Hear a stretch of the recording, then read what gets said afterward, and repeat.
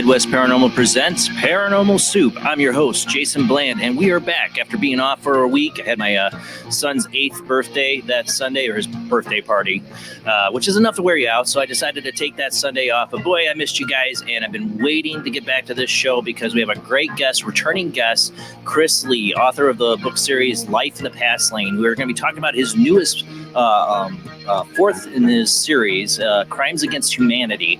Has to do, all of his books have to do with his past life hypnotherapy, regressions and progression. That means future lives and past lives, sessions that he does. And these books cover these experiences people have had and how he's been able to eliminate ailments that people have had. And I ended up having one of these sessions with him, and it did work. So I want to talk about my own experience. And of course, there's a lot more we didn't get to cover the last time we had him on this show, especially when I know he doesn't have a lot on it, but there's some to talk about the future lives thing. That's something that just amazes me. But I heard some people comment on these show posts that they have had some past life experiences.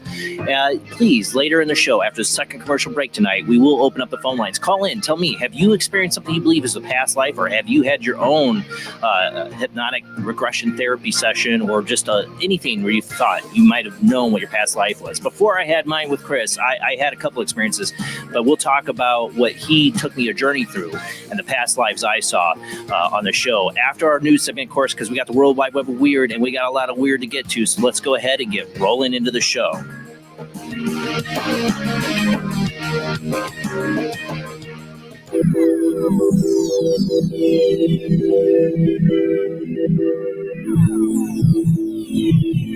Welcome to another night of Paranormal Soup. As I said before, I'm your host, Jason Bland. Tonight's guest is Chris Lee, who is joining us by video call tonight. He'll be in the panel, but he's working on something, but he'll be joining us. The interview starts after our second commercial break, but we have a lot to cover. We have the World Wide Web of Weird, some really good stuff. So hang on, we're going to get that in a second, but let me bring up my beautiful co-host, Jamie D. How you doing tonight? Doing well, thank you. Ready to talk about some weird? I know you saw some of the articles we're going to cover tonight. There's a lot. When I'm gone for like 2 weeks, there's a lot of weird to catch up on too. So I had to really pick and choose what I wanted to do. So I hope I picked right tonight, but I think I got some good weird stuff. And running the World Wide Web of Weird all the way from St. Augustine, Florida, is Rob Autry himself. How you doing tonight, Rob? So hopefully you got sound. Hopefully I do. Do I? You do. We hear you. Cool. Okay. Doing all good. Right. You ready to run the World Wide Web of Weird? It looks like you are. I think Yep. you already got it running. So, all right. Well, speaking of that, let's go ahead and roll into the World Wide Web of Weird.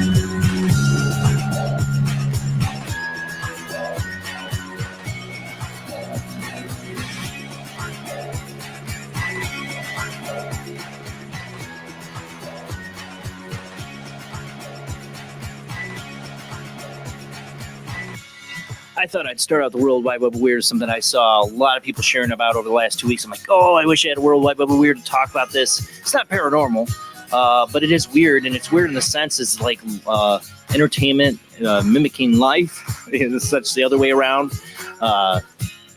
Yeah, this is a really weird one. Ukrainian dwarf adopted by American couple who claims she was an adult sociopath masquerading as a child is now living in Indiana with a new devout Christian family. I went to the newest article I could find on it.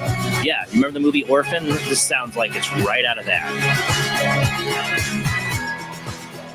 For those listening on our Paranormal Soup radio network, we are a webcast. You can watch us on Facebook or YouTube, where we show pictures and videos, and we got some good UFO stuff coming up later in the World Wide Web of Weird. So you can watch or just listen as I narrate the best as I can. But this comes from Daily Mail Online, exclusive. Ukraine dwarf adopted. Man, Ukraine's really ended up in the news lately. Ukrainian dwarf adopted by an American couple who claimed she was an adult sociopath masquerading as a child is now living in Indiana, my hometown.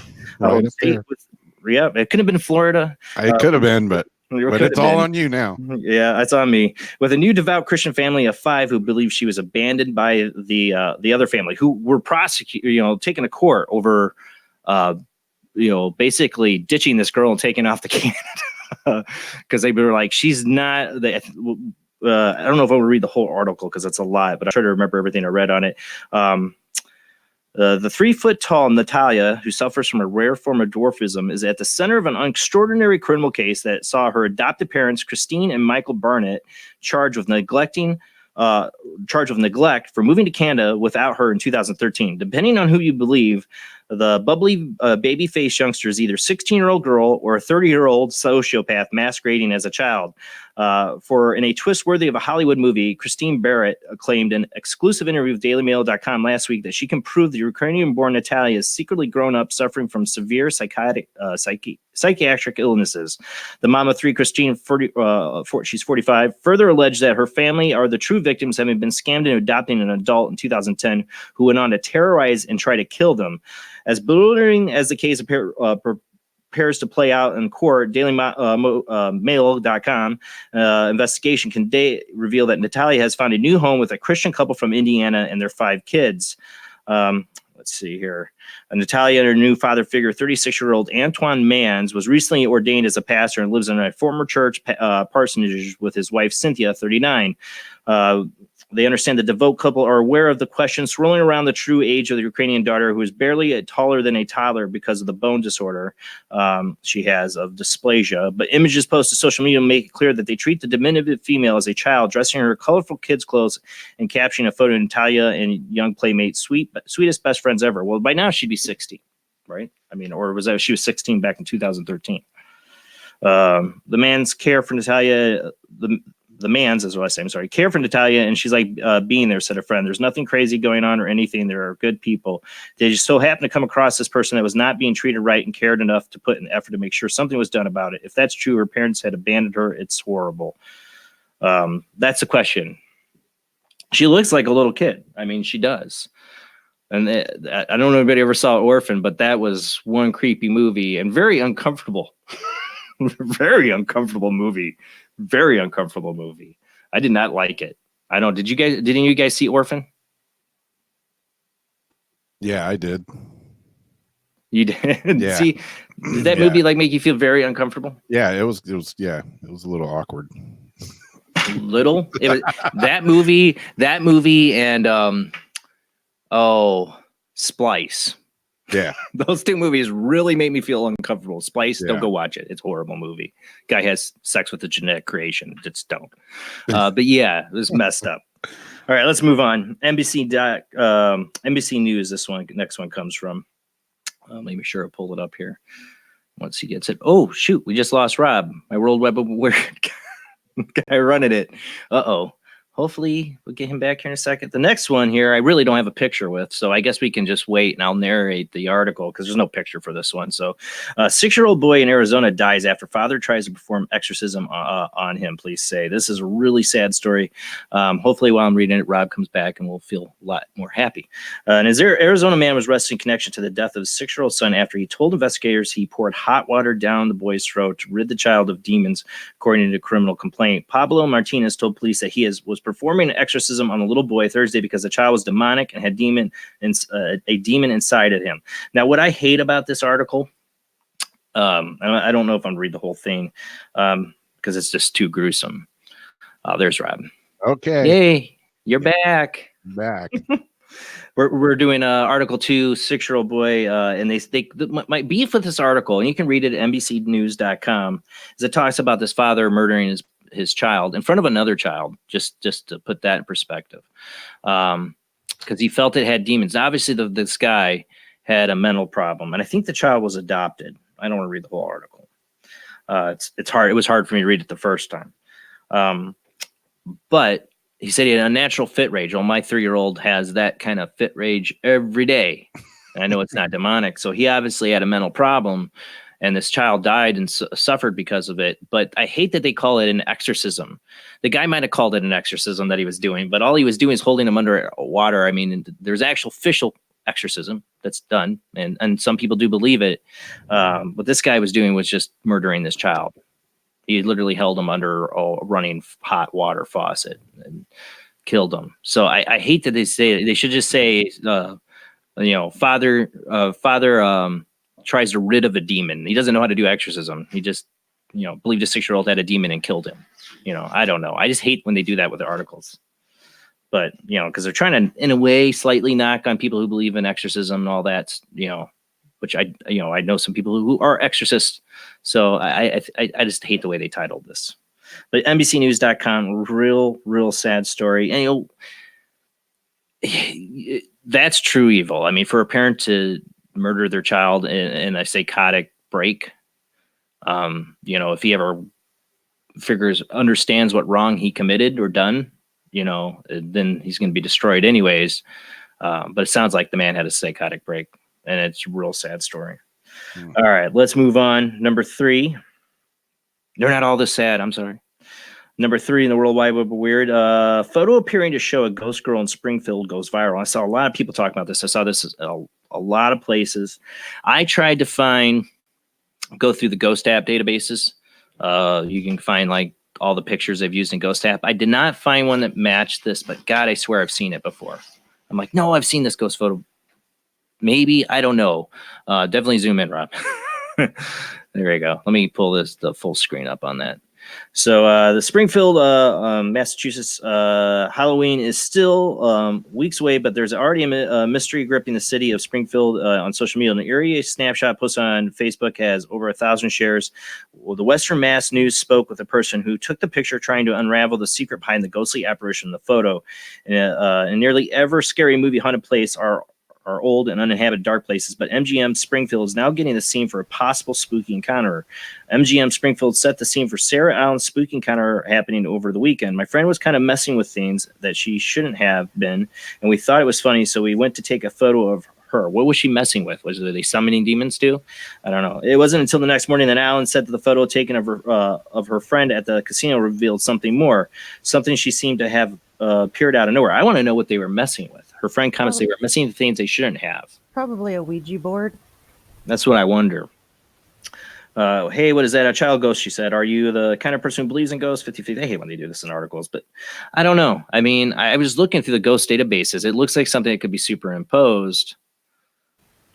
But it doesn't look like one that I'm familiar with as far as the little clip art. But that's just if they're lazy and they use the ghost photo app. They could honestly take any photo on your free apps on your tons of free photo apps on your phone. You can make a ghostly image if it takes a few minutes. Not saying that's what this is. It could be the real deal. I don't think most people get their story on Fox News when they're going to fake it. They usually crumble before then. But some people don't because they're like, I'm going to be on Fox News. Or this was from Western Mass, but I think I saw it on Fox News article, one of them. But yeah, I don't know. What would a little ghost girl be doing in a casino? I bet it would be what was there before the casino was there. It's not like there's like children running around. The foot is kind of interesting the way it's placed, almost like it's in mid-step. Like that would be kind of hard to... It does have like almost a 3D feel to it, but translucent, you can see through it. It's not pareidolia. It's definitely like some kind of little girl in a dress walking through a wall. It looks like she's going to walk through a wall, or is there a hallway there? It's hard. It's a hallway there. So, but it looks like she could just walk through a wall. I don't think it's a smudge. No. I really think they caught something, or it's shenanigans. That's usually the ruling for people new to the World Wide Web Weird. Either you got something, or somebody's pulling some shenanigans. Yeah. That's I have no way of knowing. I'm no expert. I mean, I'm sure there's some photo experts be like, no, look at this. It's totally fake or it's totally real. I'm not that person. Yeah, I just go, ooh, sad that in today's age, you have to question everything now. You had to back in the 1900s during the spiritual movement. People were faking all kinds of stuff back then. You should have been questioning back then. You just got to question people. I think that's just the age-old wisdom of humanity. Just question what people put out there. You never know. I don't know. Yeah, zoom in on that a little bit more. I mean, it's like you see her hair. I mean, maybe it's our minds making it up, but I really, you really see the dress, the hair. That looks like a little girl. Why does it look kind of cut, though? Like, move your mouse up a little, Rob, and then back down. It almost looks like a cut line. Up, stop. Well, if you back up. again, you'll see what that line is. It's the wall partition there. Oh, okay. See, it's a wall. That's what it is. There's no cut line there. You don't need one anymore. I mean, you can really. I mean, there's tons of different photo apps. You can totally superimpose something to make it look like that. That's the problem. We have the technology now. Just a couple taps of the finger and do this. A few minutes playing around, you can make your own ghost photo. Out of anything. But there's usually telltale signs. You have to have a little. I mean, this would be a pretty good one. All right, let's move on. We can go on over it later. Okay. All right, where were we? Okay, this next one here. Okay, we had ghosts. Now we have Bigfoot. I think it's the next one. Yeah. Bigfoot photographed in North Carolina, and these, of course, is grainy and as crappy as they are, but it's night vision in their defense. And supposedly they have hundreds of pictures of this Bigfoot, but the only 2 they put on this website. Actually, Coast to Coast AM had it, and there's an original website I don't have, but Coast to Coast AM had it, and I guess they took like 115 photos of this at night. This is a Bigfoot research group in North Carolina has released a photograph which they say shows the famed cryptid lurking in a forest. The intriguing image was reportedly captured by the organization known as Bigfoot 911 this past weekend during an extraordinary expedition that accumulated with what they describe as a rather chilling encounter with not one but several of the mysterious creatures. According to group founder John Berner, he and 3 companions were scouting for new locations to search for Sasquatch around Lake James when they suddenly things took a wild turn. He explained that the group, who had been in a boat on the lake, ventured in a small cove near a patch of the forest where area residents had recently reported hearing strange howls. After shutting off their engine, Berner recalled the immediately heard movement on both sides of the cove, followed by a series of wood knocks. Sensing that something was sizable, maybe nearby, the group scanned the shoreline with night vision cameras in an attempt to locate what was behind the odd noise. It was then that Berner said that I immediately locked onto this creature, which he believes was a Sasquatch. So it's not like they saw these images later. They're literally what you see, as crappy as it is. There's 2 photos too, Rob. There's another one that zooms in on it. So the first one's real bad. I wouldn't even try to zoom in. I have another one that zoomed in on it. It should be photo B, I believe. He estimated that the possible Bigfoot was 7.5 feet tall and observed that it appeared. I'll wait for him to put it. There we go. And they had to circle it. But you do see kind of like the Bigfoot kind of outline, but man, it's as crappy as it gets. Berner observed that they did not feel particularly threatened by the close encounter, since it seemed as if the Sasquatch was at ease because they were in a boat and not in any position to pose any danger. You think you're not, but what if Bigfoot swims? Then you're in trouble. How big's your boat? You need a bigger boat. Following the 5-minute long sighting, Berner said the creature departed from the area and disappeared back into the wilderness, although the group continued to hear the strange sounds coming from the forest for another 45 minutes. Upon return of the expedition, they posted some of the 121 pictures from the incident to their Facebook page. So they go to their Facebook page, I guess, Bigfoot 911. But I don't think they had 121 pictures. They didn't have that many pictures, but I guess he took over 121. They had 5 minutes of time where they were seeing this thing through the night vision camera. I want to see video of it. If they had, did they have video, or is it just a night vision camera to take pictures? I mean, video would have been great in night vision. That would be a lot more clearer than the grainy one-shot photos he's taking in night vision. Just saying. Okay, let's move on. We're getting way behind here. Oh boy. All right. Next, from Unexplained Mysteries here. This is a UFO video that a lot of people are talking about. I probably could have saved this one to last, but William Guy. Hey, Guy.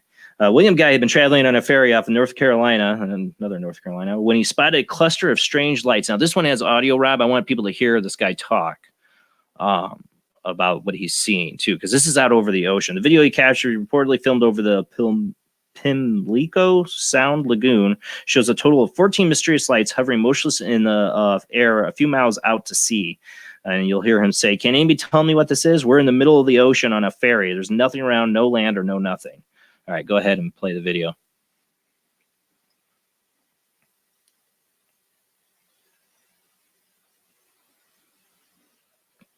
I don't hear the sound. Yeah, you see the lights hovering out over the ocean. Yeah, you're muted, Rob. That's why. Nothing around. Look. Nothing around. No land, no nothing.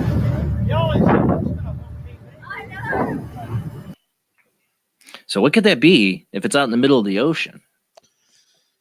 Yeah. You can play it again. Play it again. You hearing the sound now? Yeah. Look, nothing in the sky at all. Then all of a sudden, bam! What is that? Anybody tell me what that is?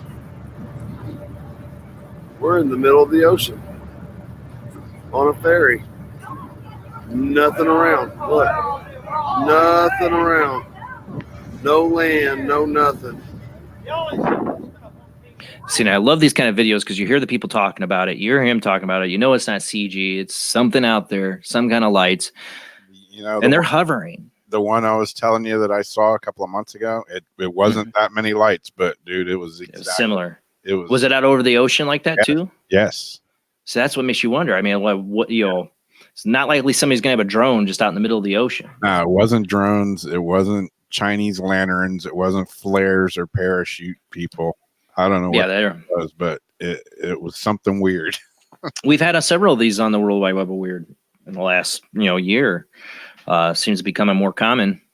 What's going on? The one I saw, there was 5 orange lights like that, and they were in a perfect row, and then one of them moved off to the side, and then they just disappeared. All right. Well, we don't want to run out of time. We got another UFO one here. This is from Detroit Lakes, Minnesota. The day after Area 51 the storming day was September 21st. They did that. This was happened. It was to send into W Day News. Viewer sent this in the video. It can only be described as strange. Todd Mitchell and his wife were out on a run at a country campground just north of Detroit Lakes. Mitchell was trying to get video of the lightning storm on Friday, September 20th. On a rewatch, he noticed he captured what appears to be an odd black shape seemingly flying through the sky before it vanishes into thin air. And I was trying to get a good video. I couldn't get it to zoom in like the newscast had of this, but it's going to be up in the where the clear sky is. You're going to see, I have a couple different clips of it. Go ahead and play it. I don't have any sound with this. Oh, there is.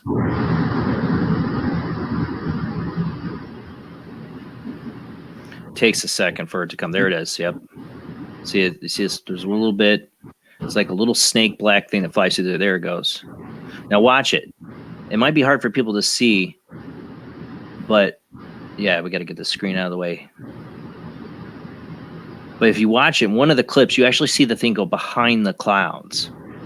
Because my first thought was it's got to be some kind of bug flying around. But you actually see this thing fly behind the clouds. And you can find this at inforum.com. That's INFORUM.com. Detroit Lakes man captures video of strange figure flying through the sky. Try to get to the last part of the clip. Keep going forward. Yeah, there it goes. You can see it as you fast forward through it. But the last part of the clip, I think, is the one where it flies up. And you see it fly behind the clouds at the top of the screen. There it goes. See, it's going behind the clouds. I wasn't able to get it to zoom in for the video. Oh, and here I put it on a filter. I don't know if this might help because I thought people might have trouble seeing this.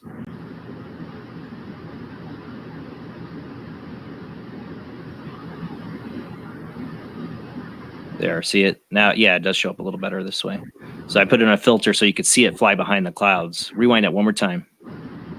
Just a little bit back. Just a little bit. Yep, there.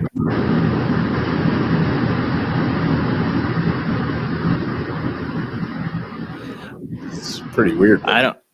What the heck is that? Yeah. I don't know. The last article I wasn't going to read, just mention number 7 from Vice.com, who I'm not a fan of.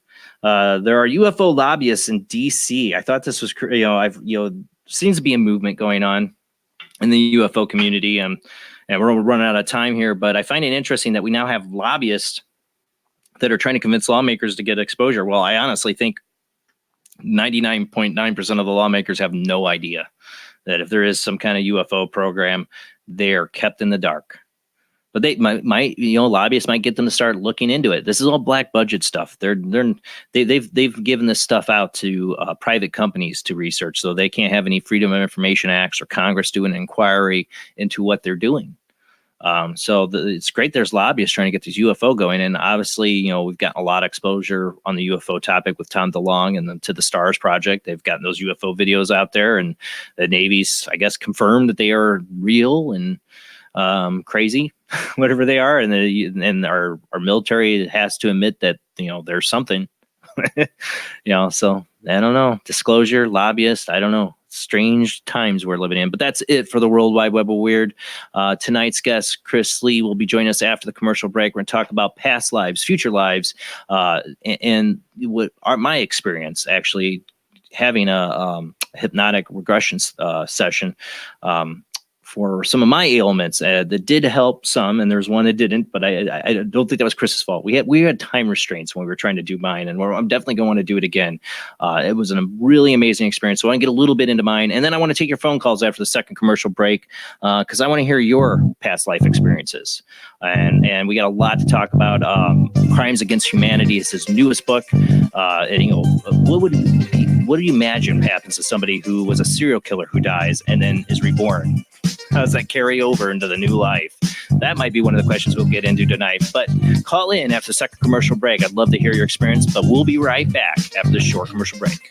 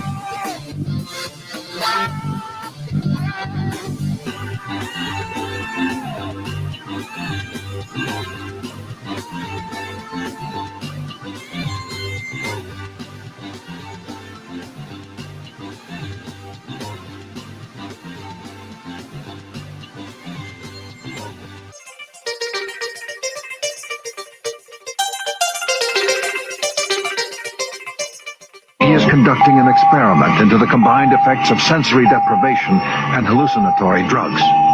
The subject of the experiment is himself, and the experiment is out of control.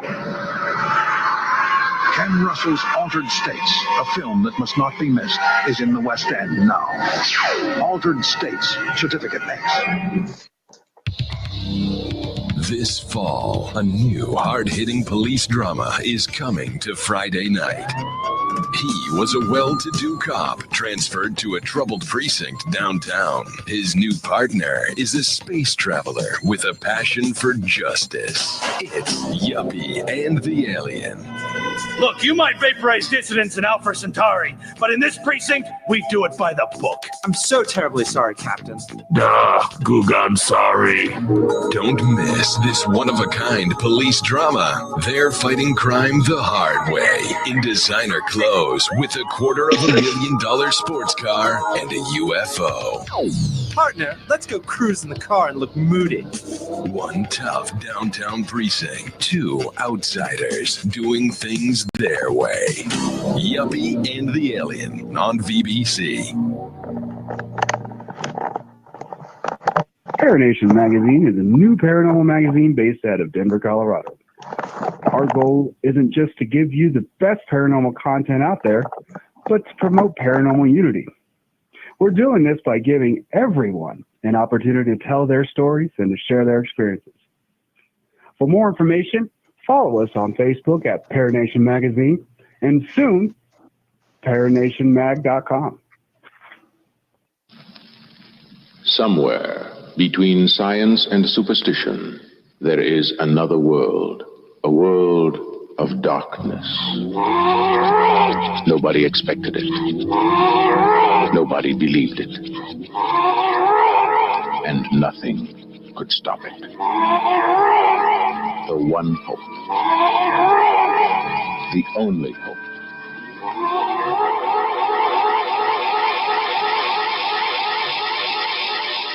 The Exorcist. Warner Brothers presents William Peter Blatty's The Exorcist. The Exorcist, directed by William Friedkin. The Exorcist, rated R. Under 17, not admitted without parent. Are you intrigued by Paranormal Talk Radio? You'll love the new Paranormal Radio app from Talkstream Live. You'll find a great selection of talk shows covering UFOs, ghosts, strange phenomena, and much more. Download the Paranormal Radio app now and start listening to the very best in paranormal talk entertainment, including the network you're listening to right now. The Paranormal Radio app, free in Google Play and the iOS App Store. Bring life to the dead. Bring life to the dead. Bring life to the dead. Bring life to the dead. Bring life to the dead. Enter the occult world of necromancy. You were brought here for one purpose. Necromancy. A ceremony dating back to the pre-Christian era. It's the art of reviving the dead.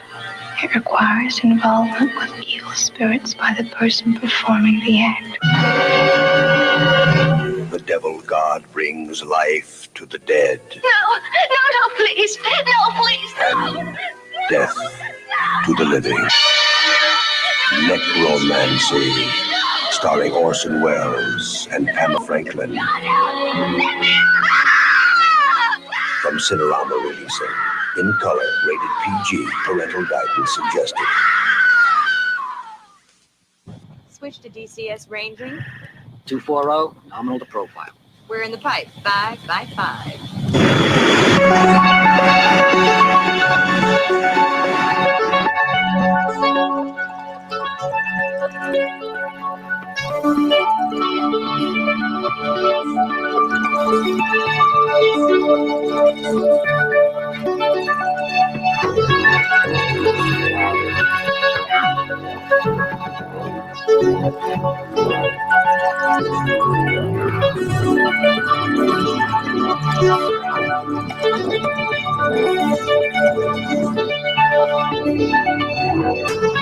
Tonight on Paranormal Soup, we have returning guest Chris Lee. Chris Lee was born in Canada and currently lives in Ontario. He completed his clinical hypnotherapy training in 1995, which only utilized current life therapy. He further developed his expertise by studying the effects of past life regression with clients. As a result, this evolved into his own unique style of past life regression and progression therapy. By using his techniques, Chris found his effectiveness in helping clients increase from 20% using current life to about 95% using past life. Over the years, he has taken people from all walks of life through thousands of past lives and future lives. This includes medical doctors, nurses, dentists, veterinarians, hospitality workers, lawyers, business owners, teachers, retirees, actors, entertainers, accountants, etc. His style is very straightforward and does not need medication, operations, or hands-on healing. Aches, pains, fears, phobias, and I stumbled on that one. Debilitating emotions are limited by using the memories from your subconscious, usually in one session. You don't have to believe in past lives. This is just a healing modality. His mantra is, if you are not sure whether it's your past lives or your imagination, but your life improves, then who cares? For the past 23 years, he has been hosting his Journey into Past Lives and Life in the Past Lane talks to Canada, England, Australia, New Zealand, US, and Mexico. He's the author of 4 books now, 6 books in the series called Life in the Past Lane. 3 of those printed, or 4, I think. The newest one is Crimes Against Humanity, which came out this last spring, and I really want to read this book. We'll find out more about what it means for past lives and crimes to humanity, like somebody who had a past life as a serial killer. That just intrigues me to no end. You know, how would you like finding that out? That might not be the normal thing for people to find out. So we'll ask our guest tonight, and the phone lines will be open after the second commercial break. I want to hear from you tonight. What is your experience? Do you believe in past life? Let's hear it. Call into the show. After our second commercial break, I'll give out those phone numbers. But let's go ahead and get to our guest.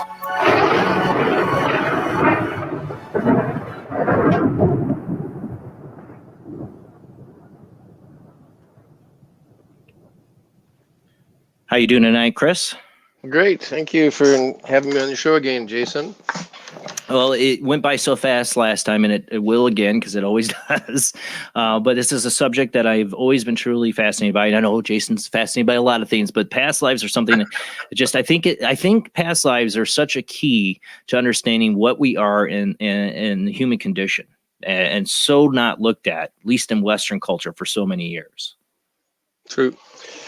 I see some comments are coming up first. One thing I like to start off with is that there's a difference between a past life reader and a past life regression therapist.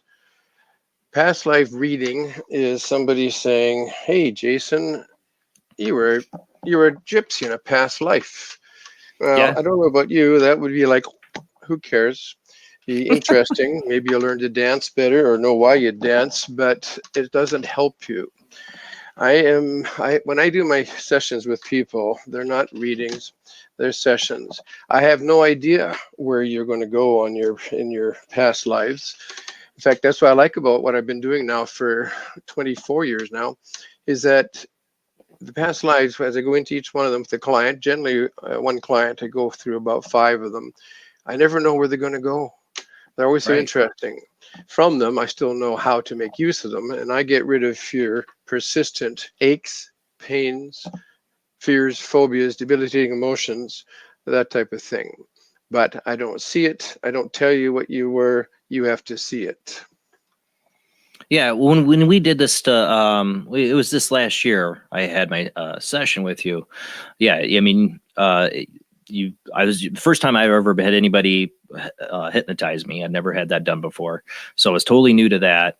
But it is such a surreal experience because I didn't know what to totally expect since I've never been hypnotized before. I think a lot of people, they see the movies and they see the TV shows of people being hypnotized, see people dancing around as chickens. And I always, I've heard that, well, that's not how it is, or, and all that. And it's true. It isn't. You are in control. It's like, am I really hypnotized right now? Am I? And then you realize you are, because you're seeing, I don't know if I want to get into it yet, but during my sessions, there was one in particular past life that came up that I felt the emotion of it. And I felt the feelings of it, and that was one where, the problem I have is my finger joints would ache and throb, like my whole hand would ache and throb, all my fingers. And whenever it rained, whenever it got cold, it was guaranteed. And that one, my hands had been beaten and crushed.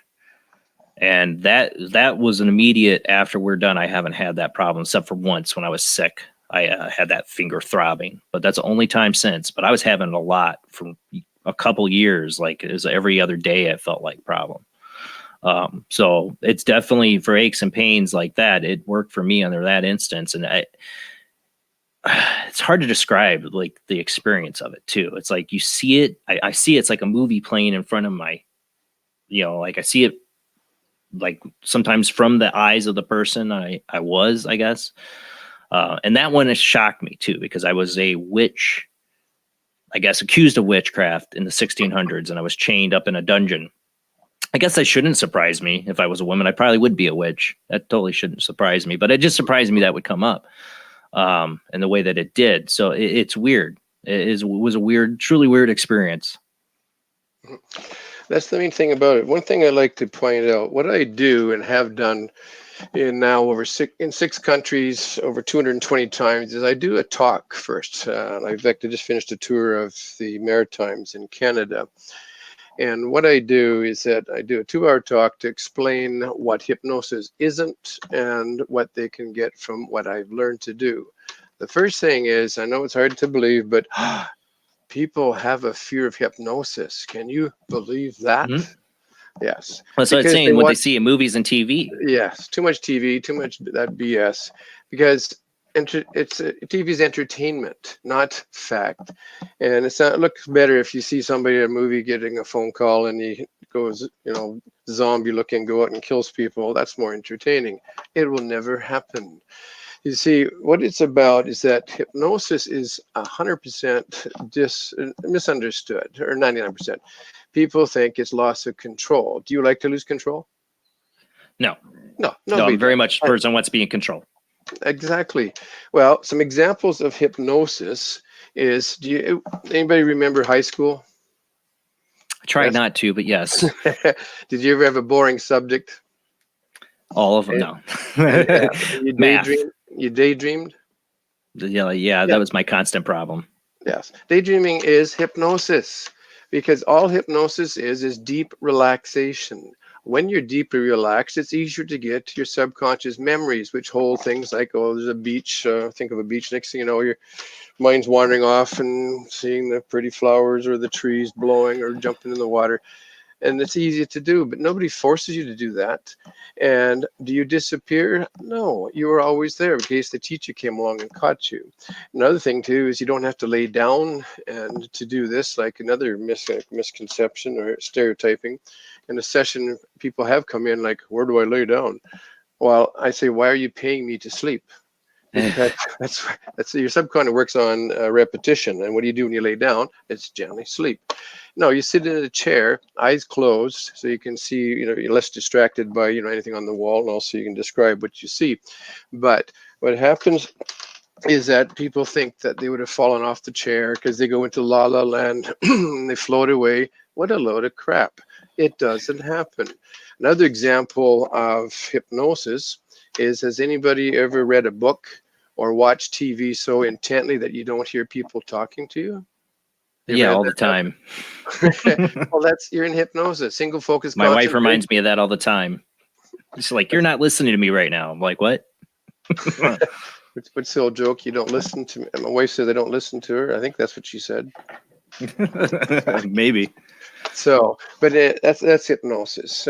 We use hypnosis. In fact, when I ask them in a talk, put your hand up. Anybody here ever been hypnotized? And hardly anybody puts their hand up. So I explain to them how they're fibbing without realizing it. Again, daydreaming, that type of thing. Because we use hypnosis. We're in hypnosis 5 to 20 times a day. It's deep relaxation, not what you see on TV. No loss of control. I cannot hypnotize anybody. I did not hypnotize you. When I asked you to start with, I say, may I work with you? And that's when you say yes or no. As soon as you say yes, your subconscious knows that you want to do some work. The subconscious memories are what takes care of the concerns. Easier to do when you've slowed down. So you are there. I help you slow down, but I can't say to you, relax, because especially in that tone, Right. you probably wouldn't relax. It's all done with deep relaxation. People up on stage in those shows are 100% aware of what they're doing. They're actually, have you ever watched a show, or hypnosis? Oh yeah. Show? Were you up on stage? No, I've never been up stage. I was never hypnotized, but I've seen them. Yeah. Yeah. Well, see, there's again, it's that wordology. I also get people say, oh, am I going to go under? And I say, under the chair, under the table. Where are you going under? Under is another stupid word which implies under somebody's control. Do you go under daydreaming? Do you go under ignoring people while you're watching? No, you go into.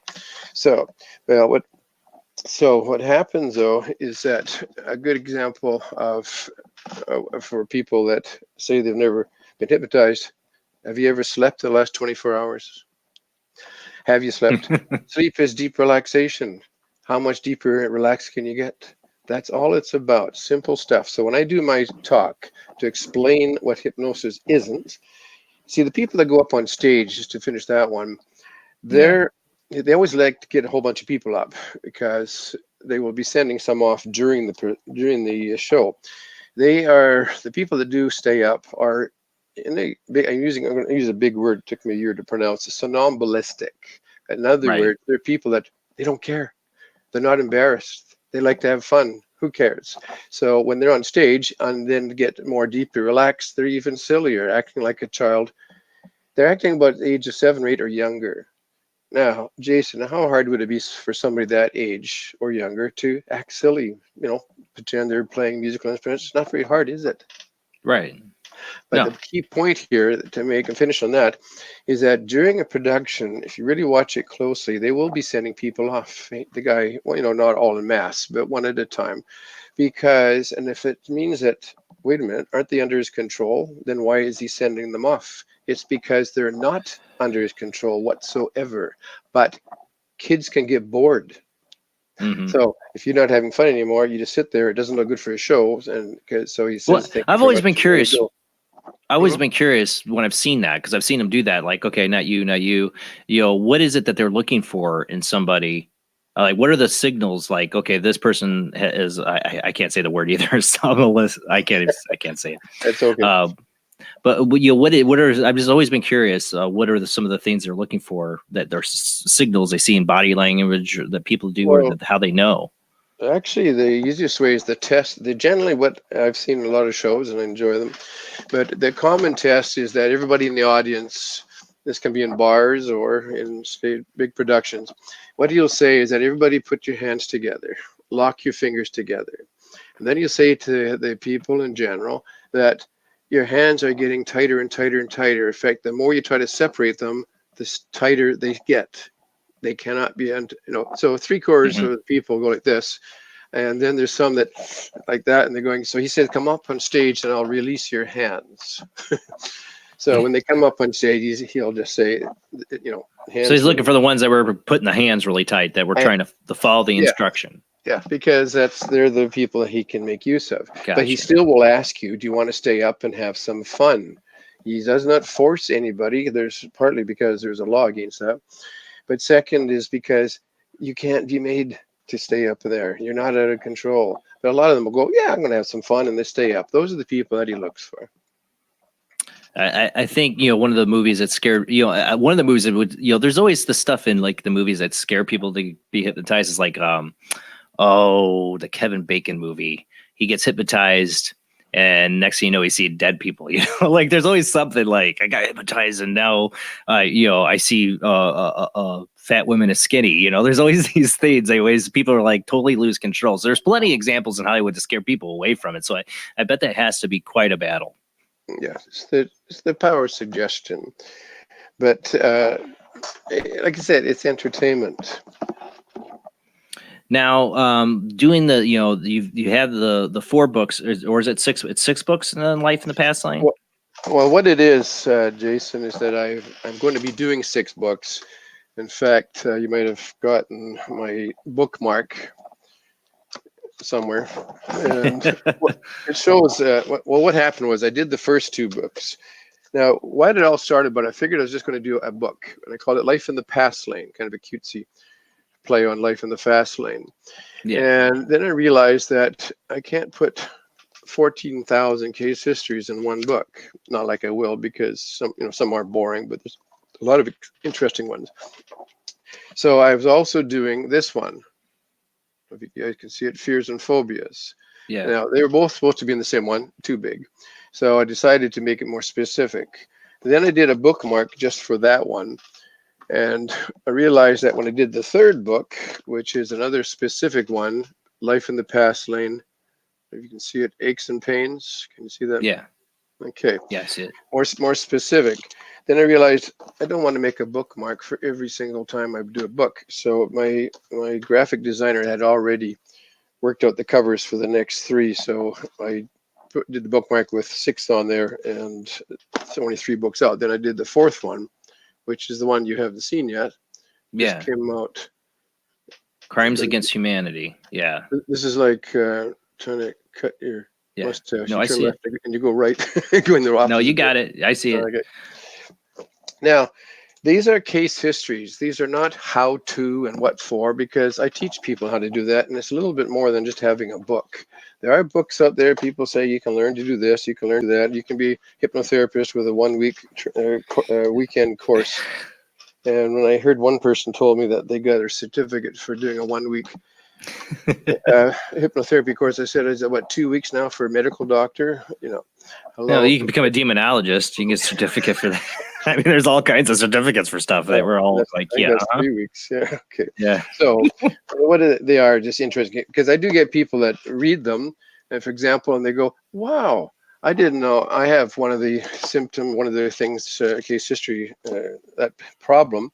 And she said, I didn't know that could be fixed. So that's one of the reasons why it's good to read them, and see if what. Well, I like the reason I want to get, especially this newest one, is like I said, with past lives. To me, I think exploring is, like I said, Western civilizations totally ignored it for so long until in the last, maybe 20 years, there's been more of a spiritual awakening to this stuff in Western civilization.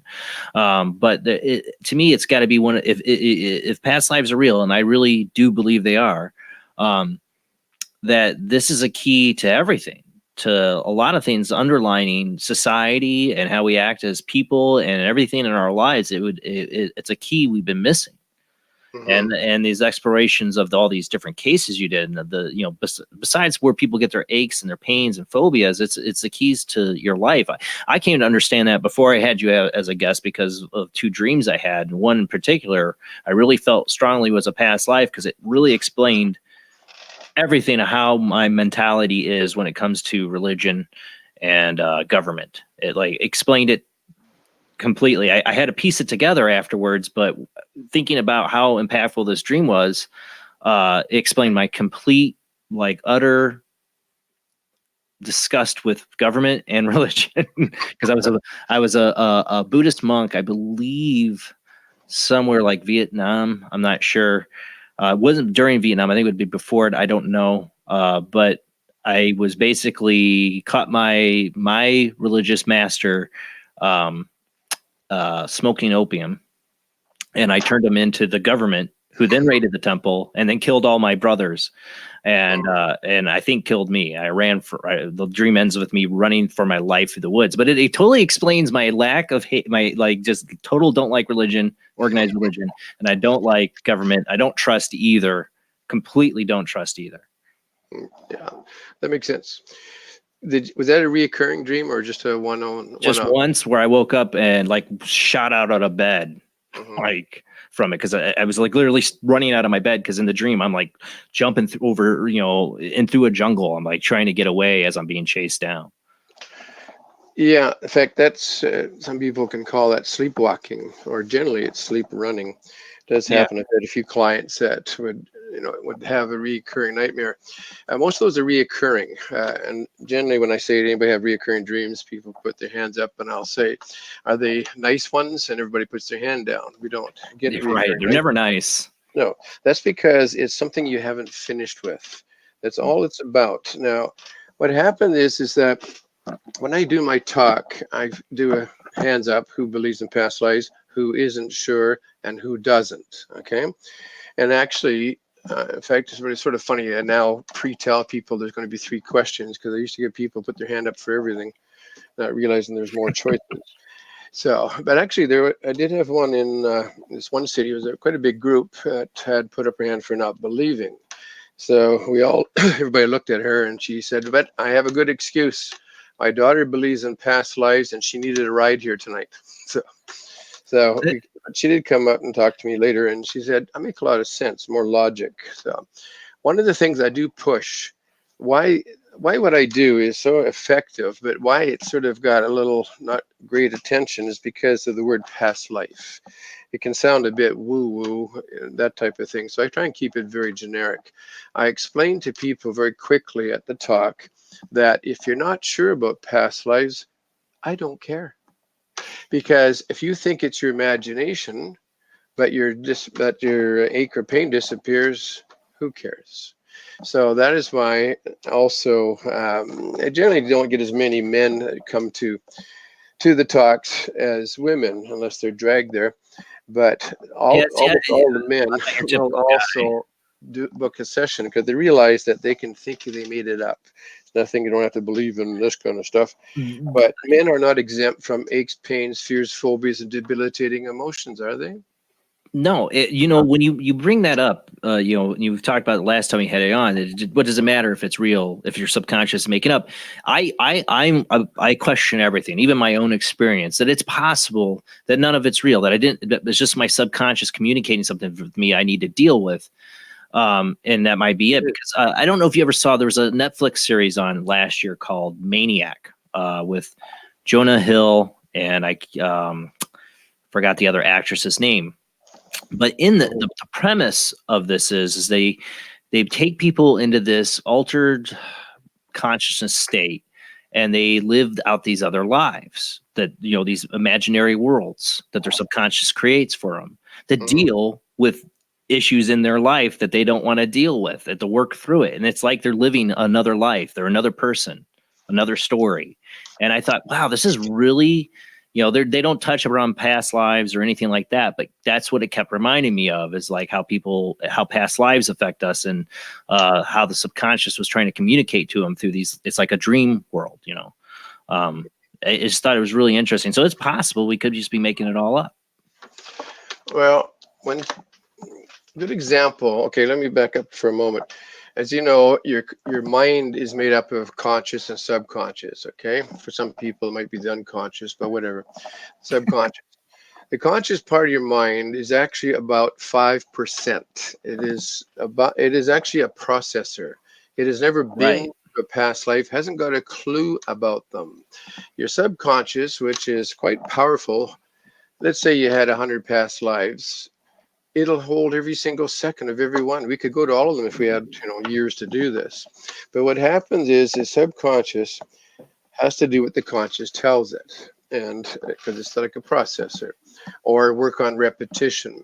But what happens is that, for example, if somebody says to me, in fact, I had one not long ago. She finished the session and said, "Wow, you took care of all 4 of my concerns, but I think I made it up."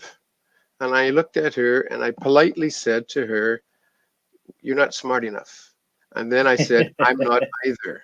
I couldn't make her feel better, not call her stupid. We're not smart enough. And here's why. Who is making it up? It would be the conscious, because it likes to guess and be silly, has an ego problem. Now, if it makes it up, it doesn't have a memory.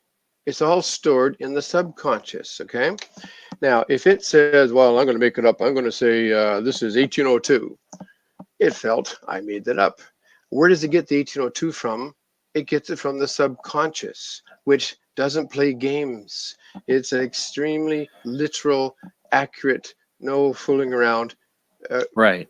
But you can't blame a person for feeling like they made. Yeah, but you end up with the right answer anyways. Well, you can't blame a person for feeling like you make it up, because I as somebody who went through it, you feel like, where'd that number come from? Like just out of the blue, you pull it up, you said what year, and it just comes to your mind. It's like, did I just randomly pick a number, or you do wonder. Yeah. You experience that. Because I just tell people, just tell me the first thing comes to you. Right. You ever have a time where you're guessing at something and you guess the first one thing and then you guess another, and 9 times out of 10 it was the first one? First thing I completely believe in that. Giving you correct answer. Second one, it's the conscious thing. That can't be true. I'm in charge. I can make up, and it just screws you up. That's why you should always go like, so women have a great thing called women's intuition. Sound familiar, Jamie? Yeah. Yeah, she's got her own. And what it is that's why more females show up to my talk. What men do, we do not have women's intuition, of course not, but we have a thing called gut feeling. It's going to go with logic. No. Well, what happens is that doesn't make sense. So I think I'll go with some extra really good logic. An article I read a few years ago, all the world's richest men have become rich by gut feeling, no logic whatsoever. So go with the gut feel. How many times have you thought that, well, I should have done this, but I didn't, and I should have done what I thought the first time? That happens quite often. So men who are gamblers who understand that concept. And that's why some of them are extra rich and stuff. So that's one of the things that I point out. But if you think you made it up, here's what I use for an example of imagination, okay? What I do is I'll tell the audience a very profound statement, and I'll say, anybody heard of imagination? So hands go up. Then I'll say, here's a profound statement. There's no such thing. Then it's interesting in the looks on people's faces. And I'll say, I'll give you an example. I have everybody close their eyes. Then I tell them, take a big, big, big, deep breath. So anybody out there in the audience listening, try that. Close your eyes. Take a big, big, big, deep breath. And exhale. Now, in your mind's eye, I want you to see or sense or visualize, because most people are visual in their mind, but not all. So sense if you're not visual. A lemon, a big, bright, yellow, sour, juicy lemon. See yourself cutting it up, taking a bite of one of those pieces of sour, juicy lemon. Feel that texture, chewing on it, swallowing it. There's lots of lemon. Have another bite of that nice, sour, juicy lemon. Then I say, open your eyes. Now, let's say a group of 20 in the audience, or my group. Out of the 20, about 15 will have their mouth water or slightly watered. Right, just from thinking of it. Yeah. Well, sort of like that. And the rest will say that doesn't work. But I've actually found I could find any food for you. I get people that say, "Oh, gee, I like lemons." So what? Your mouth will still water from them. Now, the point I'm making is that if your mouth is watering, that means your body's reacting, isn't it? Right. I just tried memory for me. Come in there. You know, I give out virtual cookies for the right answer, so I guess I will rob it. You'll rob a virtual cookie. Yes, and they're gluten free. I like saying it that way. Cool. And where was I losing my train of thought? So what happened was I said, if your body's reacting and there's nothing in your mouth, it's reacting to one thing, which Rob already answered, a memory, because you've had one. I guarantee you 100%, if you've never tasted a lemon, you cannot make your mouth water. You can't imagine what it tastes like because your body doesn't work that way. It goes on a memory. So therefore, where does imagination come in on this? It doesn't. It just means you've had one before or a different past life. So I use that for example. And I do get a lot of people think, good point. I had one woman that said she didn't make her mouth water. I said, what's your favorite dessert? And she said, pumpkin pie. So I said, close your eyes. She closed her eyes. Everybody stared at her. And I said, picture in your mind's eye getting a piece of hot or warm pumpkin pie covered in whipped cream. She had come with another lady, and the lady next to her was passing her tissue because this lady with the pumpkin pie was wiping her mouth because she was drooling.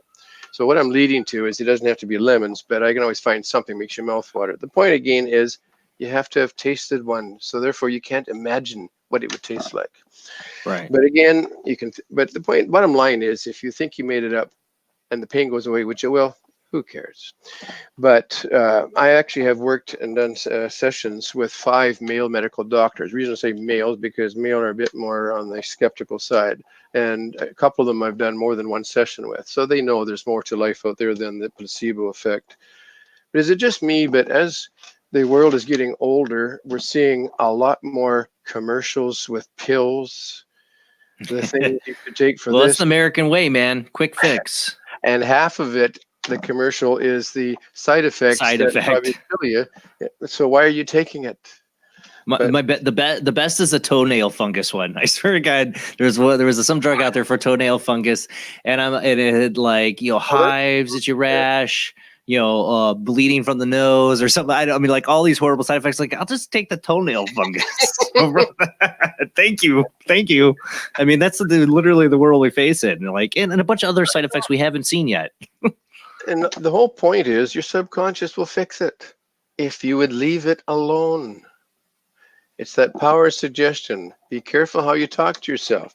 Have anybody ever heard, don't talk to Johnny, he's got a cold, you're going to catch that cold? Anybody heard something like that when you're growing I up? face it all the time with kids kids are in a little petri lab at school, and then they hear this. The parents are like, "Oh, did you hear so-and-so's kid's been puking?" And oh my God, and then it's going around the school. And next thing you know, my son's puking up. And then I'm afraid I'm going to get it, but I've convinced myself I'm not going to get it, so I haven't. So well, that helps. One thing too is you got to have kids get immunity. If you get measles and mumps and all that kind of stuff, if you don't at least get it at least once, you could get it older, and then when you're older, it's harder to handle. But I'm talking about like adults or a little bit older that don't talk to Johnny, because if you believe that or hear it enough times, your subconscious has to do what the conscious tells it, or repetition. So it will lower your immune system so that it's easier to get the cold. That's what it's all about. You believed you would. Yes, because it's helping you. It's not very nice. I just happened to read some of these comments. They're going so fast. I didn't have time to read. I'm able to post some of them up here, but they go by so quick. I only can do a few here. But it's the power of suggestion. It's amazing how this works. Like one of my doctor friends that I worked with, I had read where a lot of doctors, and I heard nurses too, often get the symptoms because they're studying so intently for those years. They often get the symptoms of what they're studying. He was studying rashes. That's odd. The next morning, he said he woke up with a rash. Now, it's not just a feeling of a rash. He had a red rash, and he felt like kicking himself because he knew what it was about. He lost it it was gone the next day. So if we leave ourselves alone. Have you heard of Greg Braden? I don't think so. Okay, he's a scientist who's also very metaphysical, and his mantras are amazing. I use one that's called "Already Healed." So think of what's bothering you. Think of it already. The tense is you have to say it as past tense. Don't say "I want it healed" or "It's going to heal," because your subconscious, which will help you, will say "when." Yeah. It's like saying "I'm going to have a perfect memory." When you take it and say it as if it's past. So you say, I have a perfect memory or already healed. Your subconscious has to do what you said. So it has to adjust it to be true. So always say it. It's like saying, I'm going to be rich. Yeah, like when. One of his mantras is, I have enough. It's hard to say. It's hard. I've always said that though. It's hard to say I am rich when a NIPSCO bill or the energy bill comes in or this bill comes in. It's like, yeah, I'm rich. I'm rich. It's like all my money goes away. I have enough. Change it to I have enough. So it doesn't have to say you're rich, but you'll have enough to cover stuff. Every time I do say that, I feel a lot more relaxed. Then that's why you have to pay full price for my book. There, okay. Being relaxed is like against my nature. That's why I have a tradition before the show. We play for Frankie Goes to Hollywood. Relax. It's our tradition to play that just to make me relax. It's like against my nature. Well, relaxing is overrated. No, it's actually a good thing. But see, a lot of people think too much. They have goals, or they're not, like you said, not rich enough. Lots of different goals. And if you, okay, let's put it this way: do you go to sleep quick or slow? Most of the time, quick. Okay. Do you stay asleep, or do you wake up in the middle of the night and stay awake for an hour or two? I wake up in the middle of the night and stay awake for like an hour or so. Yeah. Yeah. So yeah. Otherwise, most people go to sleep. Half the world to go to sleep slow. But the ones that say fast, I always check. Yeah. But do you wake up and stay awake? Yes. That's my exact problem. Yeah, it's the same as going to sleep slow. One of the reasons that we go to sleep slow is a lot of what if, too much thinking. When you think about the logic, let's say you got to go to something special tomorrow and it might not be the happiest thing. So you're going to say, what if this happened? What if that happened? How many what ifs do you have to think of before you run out of them? And oh man, I come up with a lot of what ifs, man. Yeah, but laying in bed isn't going to change it. Guy. Laying in bed is not going to change it. I know. What's going to help is if you get a good night's sleep. If you get a good night's sleep, let me back up for a minute. The conscious part of your mind, the reason we have to sleep every 24 hours is because the conscious part of your mind doesn't really have a memory. It only holds what you did today. Okay? Right. You ever have a time when you're studying hard or for exams, and after a while it feels like you feel thick, like nothing's getting in there? It's because it's full. When you go to sleep at night, unless you're a night worker, you're slowing down your conscious so that the conscious subconscious meet. During the day, they're spinning about 3 times faster than each other. The conscious is a lot faster, hard to get to the memories. So when you do slow down, everything you've done for the day is filed and sorted. It's dropped down. And if you don't get a good night's sleep, it doesn't all drop down. So the next morning when you get up out of bed and you didn't have a good night's sleep, how many people really feel totally refreshed? Not without a good night's sleep. So what it means is half that stuff or so is still didn't drop down. So how long does it take to fill up half the mind the next day? But if you have a great night's sleep, you can handle the what ifs the next day better because you'll be more refreshed. I'm somebody who's suffered some severe insomnia at different times in my life, and it's like you're a walking zombie. You can't think anymore because you've been awake for too dang long. I totally get that. I totally get that. Exactly. That's because I think, okay, now that's only part of the reason why some people sleep not too well. There is another reason. It means you got killed in your sleep in a past life. Ah. Yes. And in fact, soldiers on duty and they fall asleep and guilt pops up too. If you were a sentry, which I've seen many cases, and you fell asleep and the bad guys come in and wiped everybody out, you finish that life with a lot of guilt. And you drag that because you fell asleep on the job. Yeah. You come along the next life and you're having a hard time going to sleep because don't go to sleep I'll get killed along Or with just being killed in your sleep, guilt or not, would be a traumatizing thing, I guess, to have in your past life. I mean, yeah, sleep with one eye open. Yeah, I don't think I don't have no trouble falling asleep. It's just staying asleep. Yeah, well, and I think it's because I wear my brain out by the time I get down in bed, and then it's like, okay, I got a little reprise. Okay, we're back up worrying again. You know. Actually, I find interesting is when I work with clients that say to me, "Oh, I'm going to be a hard one to work with. My conscious never slows down." I just laugh and say, "You're one of the easiest ones to work with. Your conscious needs a break and wants a break." Mine needs one all the time, I'm sure. Actually, funny, in the last couple of talks I've done is I did ask a question in general that I hadn't thought of doing. But as I said, a show of hands, how many people wake up during the night at a specific time?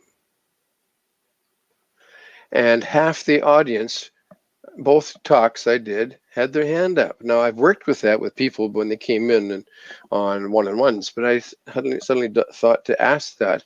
I didn't realize how many. You do? What time do you wake up? 3:30 a.m. You too, Rob? Yep. What time? It's 3:30 a.m. for you? Yeah. You're the same time zone, aren't you, Rob? You're Central? No, I'm Eastern. So you're Eastern. So it's different 3:30 a.m. for you than me, but 4:30 for but you. yeah. 2:30 for you, or 4:30, whatever. How about Jamie? You wake up at a specific time, or you're okay?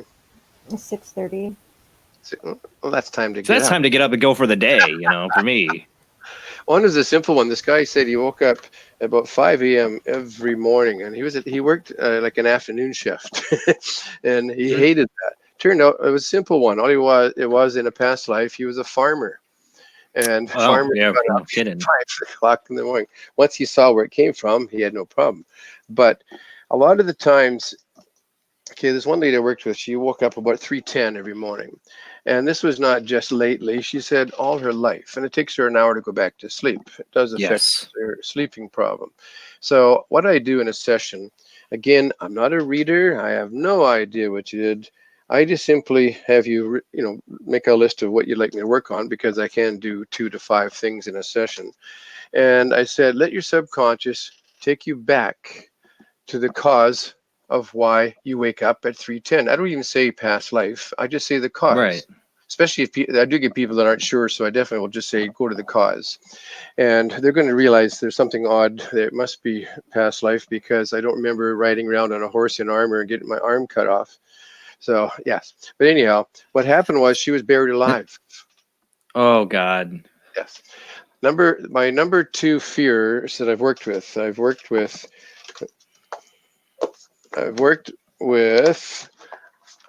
141 different fears and phobias. A lot of them are just ones of.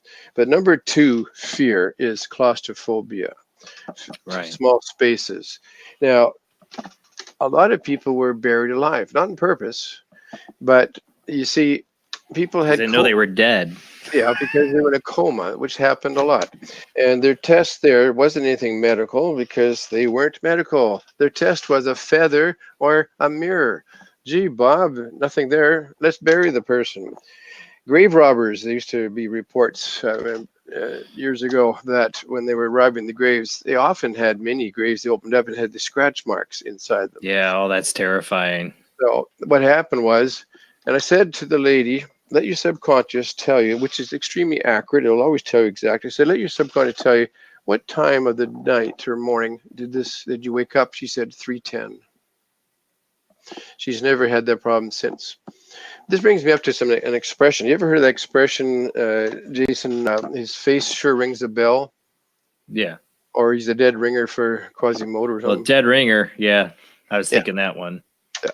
That's because if you had a bit of money, or than a pauper, they would hire people, and they also called them the graveyard shift. I used to think that was just working midnights. No, that was the people that worked in the graveyard, because they would tie a string to you, and up through the ground, up to a bell.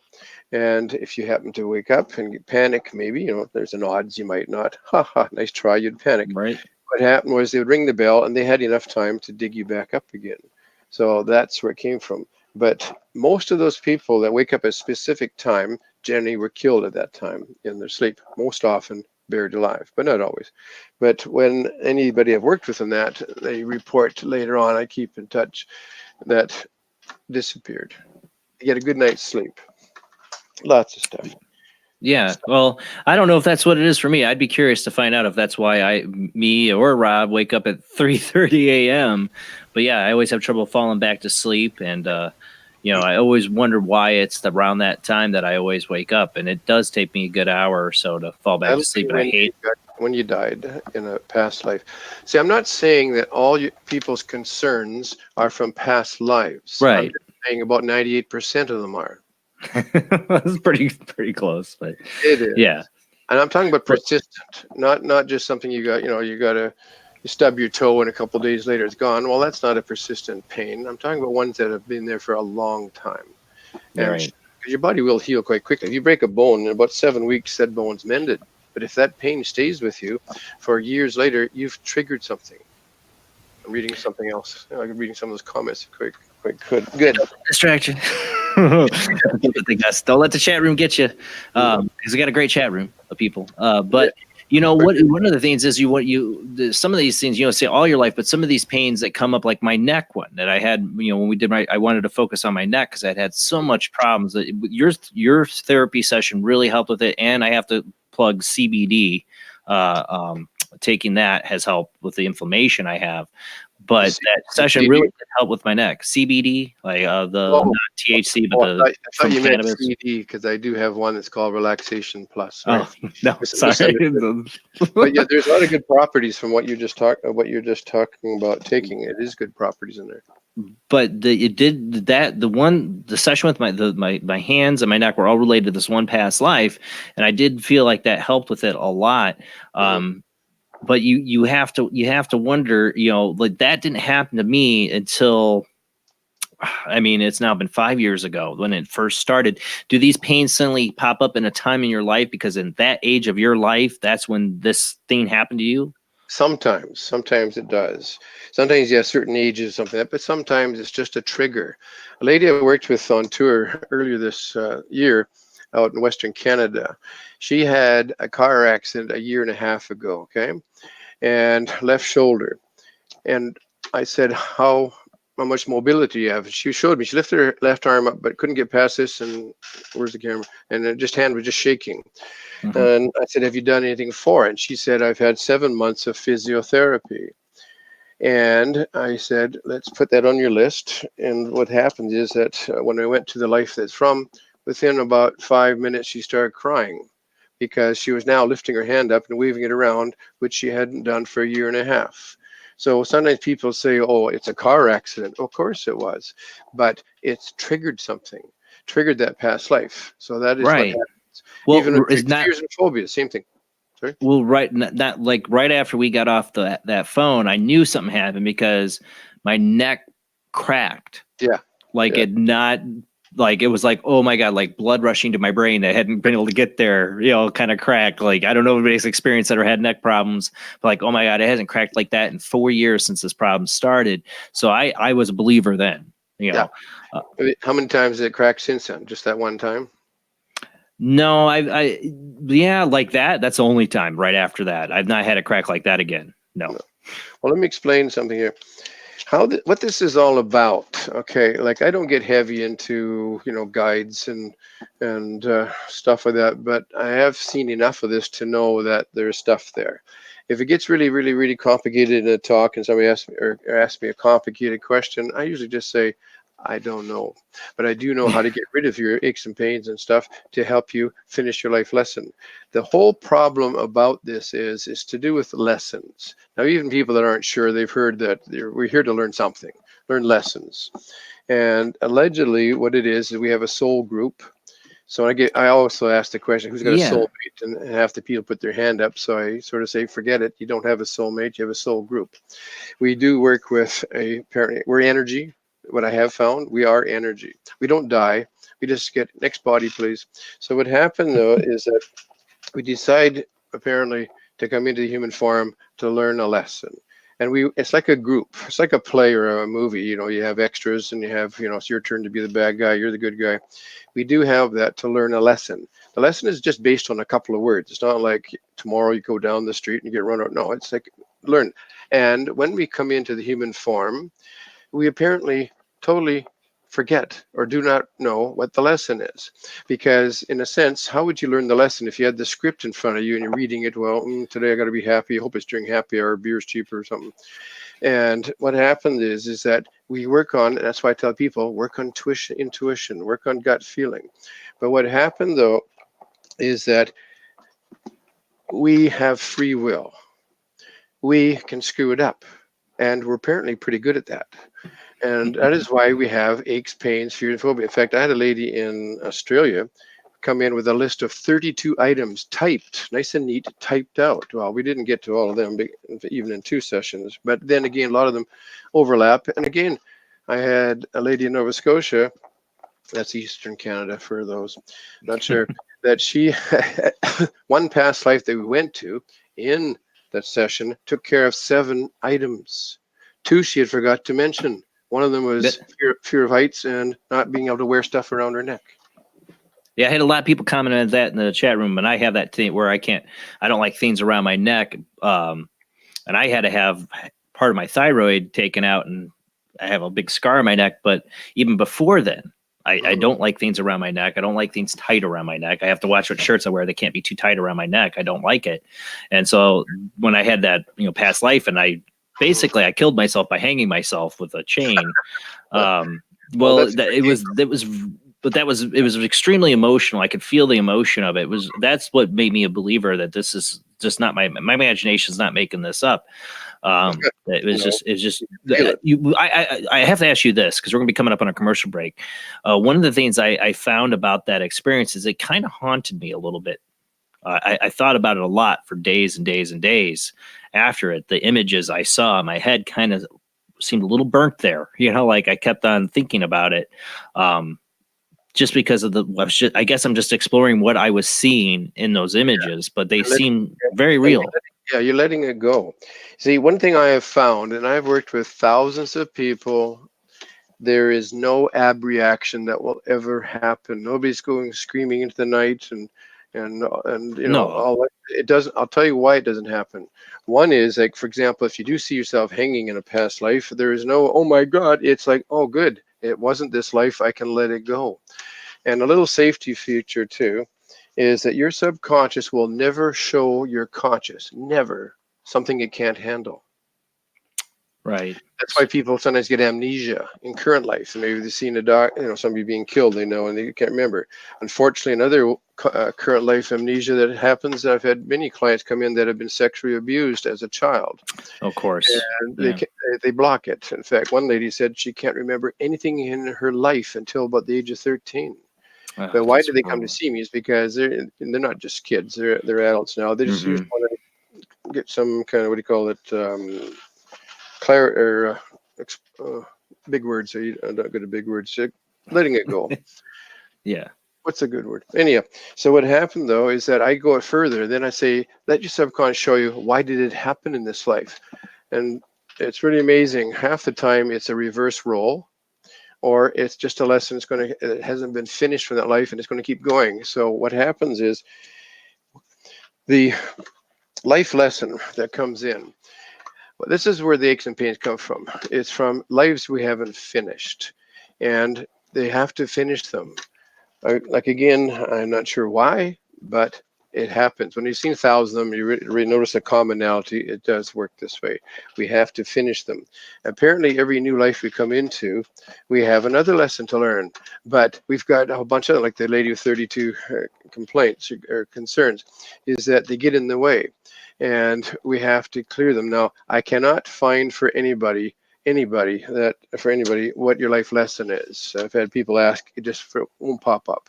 But they do like it. It is that I get rid of the junk that prevents you from, doing your life lesson. Let's say, for example, Jason, what do you think the most common fear is? Anybody there? Heights. Yes, number one. Now, let's say you have this very, very strong, debilitating fear of heights. Now, people with strong fears don't even like talking about them without getting the butterflies and the sweats. And sound familiar? I see people nodding already. And what happened, though, is that let's say your life lesson in this life was to save a family living on a mountain. They're going to be toast. Yeah, right. So, and you're going to have to do this over and over and over and over again. So it's good to get rid of the fear of heights. So you could go, and so that's basically how this works. The reason why we do screw up a lot is that two things can happen. One is that we get killed too soon. We have no control over that, and you don't finish the lesson. Or what happens is you totally screw up. Like if you were supposed to be, say, Mother Teresa, and you end up being a serial killer, I think you screwed up. And then you have to do it again. Well, I want to get into that too about your newest book, Crimes Against Humanity. You had some cases, some regression therapy that led to some people that were serial killers in a past life. Is that what I'm taking from it? We got to get into that. We got to get into that, but we got to go to commercial break. So we'll hang it right there, and we'll come back onto that topic. You know, the other thing, one of my friends was really critical of me for believing in reincarnation when I was in my early 20s. One of my best friends, and I said to him, when you're talking about amnesia, I said, he's like, I just don't think it's possible. If you don't have all your memories, then it's not you. I go, well, what if you got hit in the head? You had amnesia. You didn't remember who you were. Would you still be you?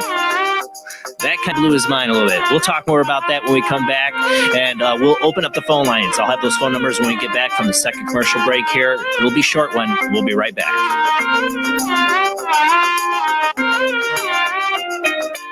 Are we off here?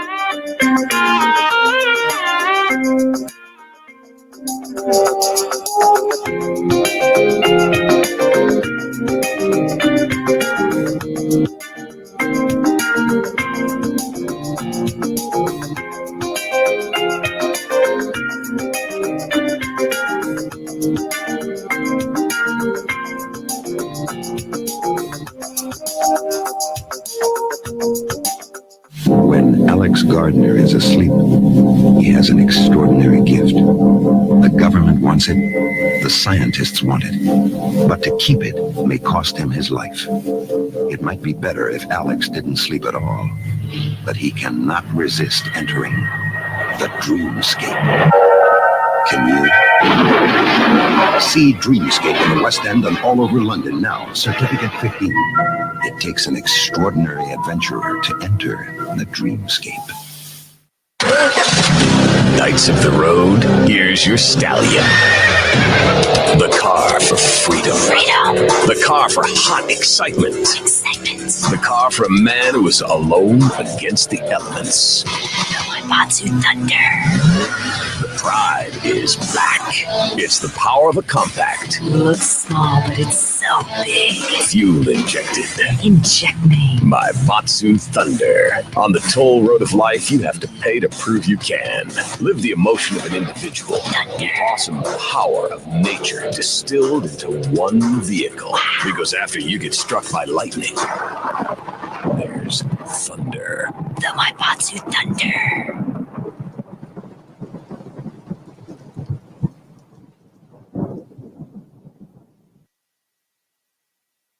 Tired of school? Who was Joan of Arc? Noah's wife? Like to travel? Let's go back into history. Let's reach out and touch someone. Want to meet people in the past? Put them in the Iron Maiden. Iron Maiden? Excellent! Execute them. Bogus. Then hitch a ride with George Carlin, Keanu Reeves, and Alex Winter in Bill and Ted's Excellent Adventure from Orion Pictures.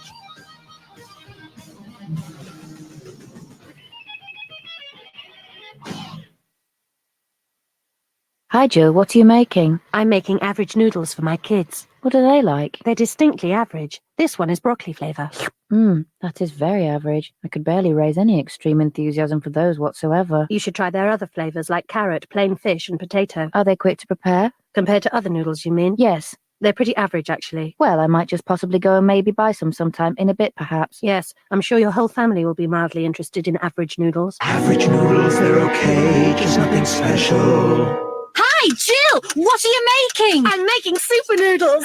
For your kids? Stuff that for me! What flavour are they? They're magnificent mild curries! Oh, they are super! Wait till you try their other flavours, like sudden fried chicken, barbecue beef, and cheese and ham. Wow, Jill, this has changed my life! Now I really appreciate the meaning of the word super as an adjective. Mummy, can we have some? Yes! In fact, let's invite the whole street round for tea! Yeah! Bachelor super noodles, not named super for nothing.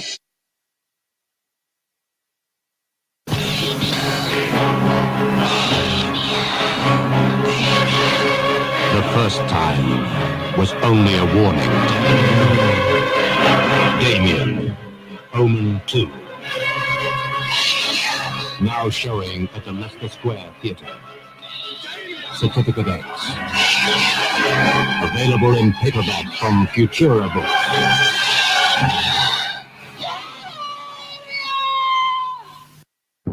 Are you intrigued by Paranormal Talk Radio? You'll love the new Paranormal Radio app from Talkstream Live. You'll find a great selection of talk shows covering UFOs, ghosts, strange phenomena, and much more. Download the Paranormal Radio app now and start listening to the very best in paranormal talk entertainment, including the network you're listening to right now, the Paranormal Radio app, free in Google Play and the iOS App Store. The answer to the ultimate question of life, the universe, and everything is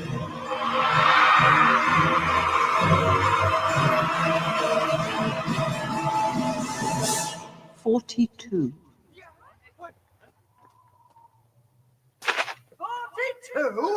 Yes, I thought it over quite thoroughly. It is, it's 42. It would have been simpler, of course, to have known what the actual question was. But it was the question. The ultimate question. Of everything. That's not a question. Only when you know the question will you know what the answer means.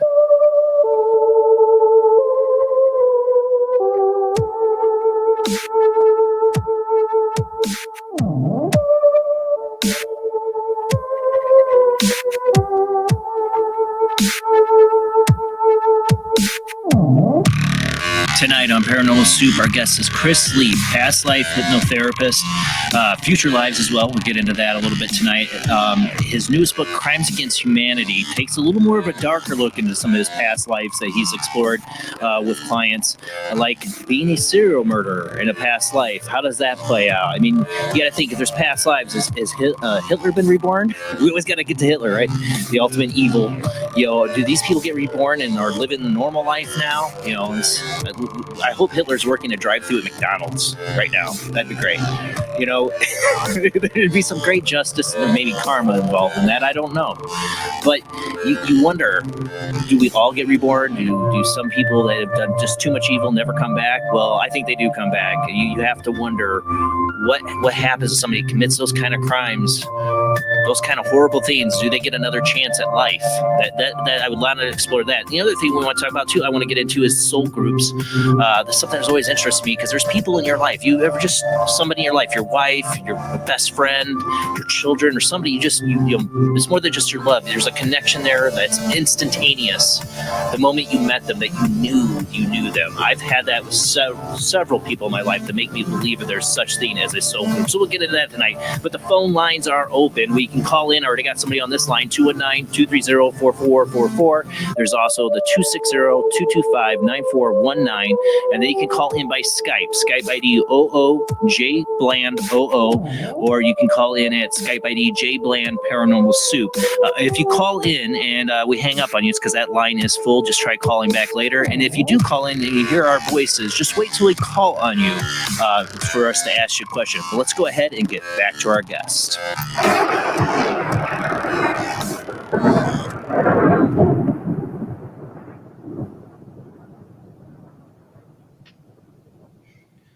Welcome back to the show, Chris.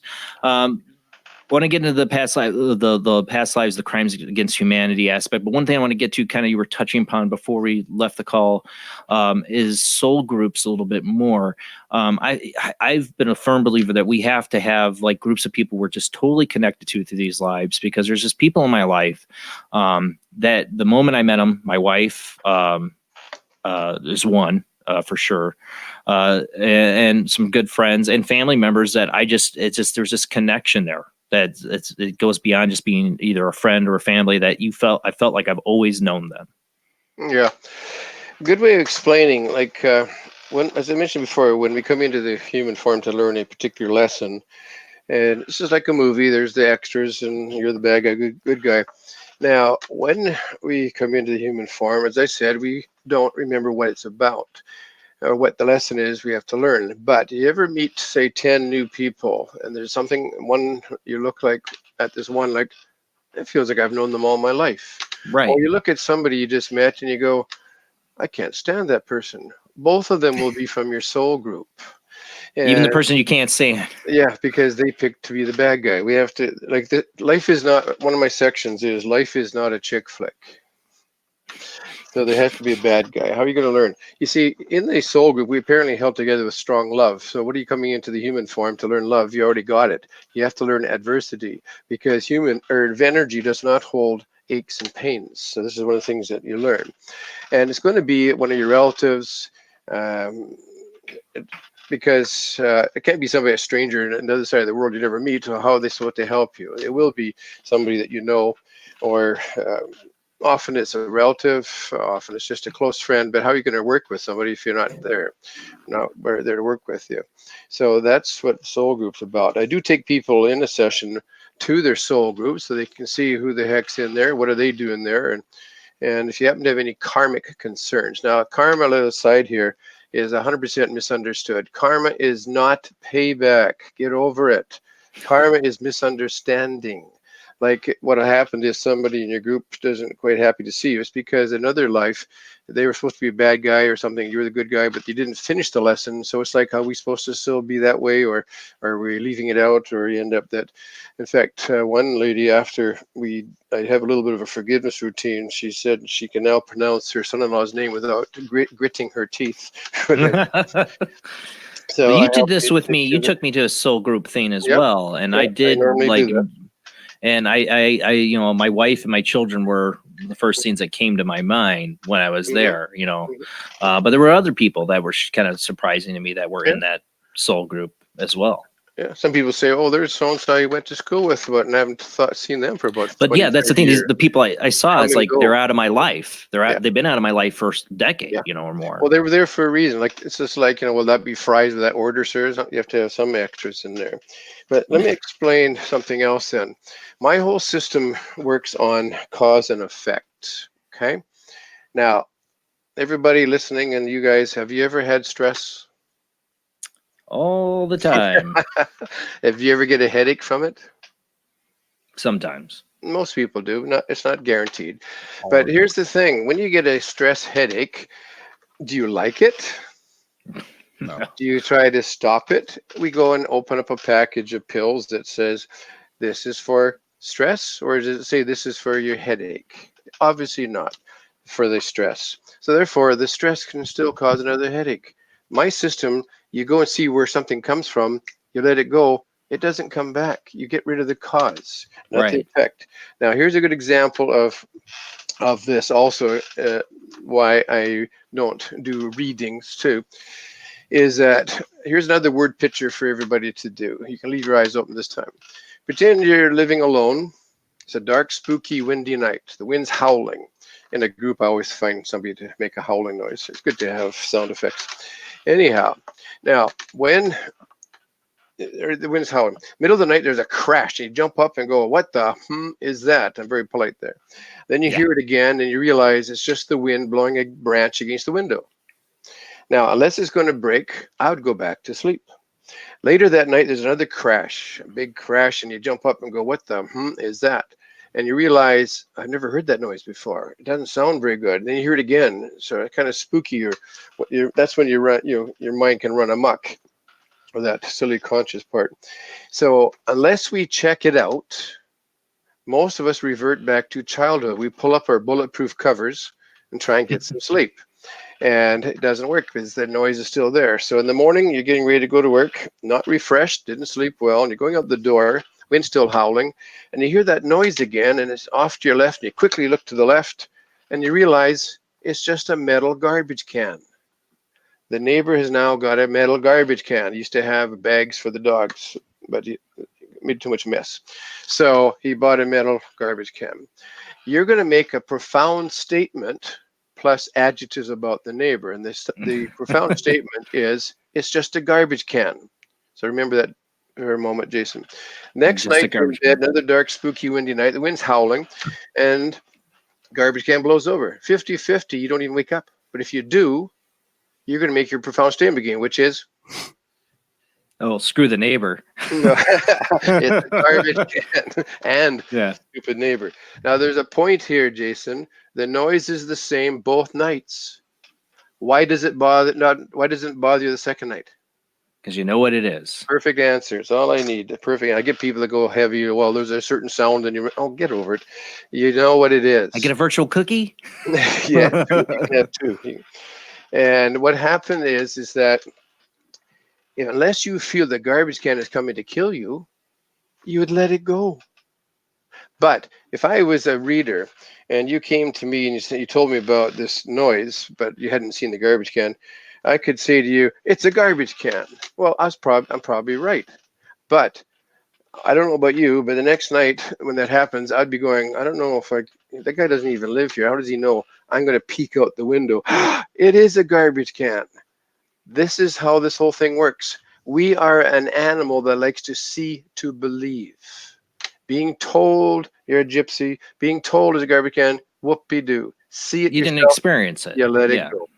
That's what happens. I take your subconscious memory, or have the subconscious show you the memory of why you got that pain in your shoulder.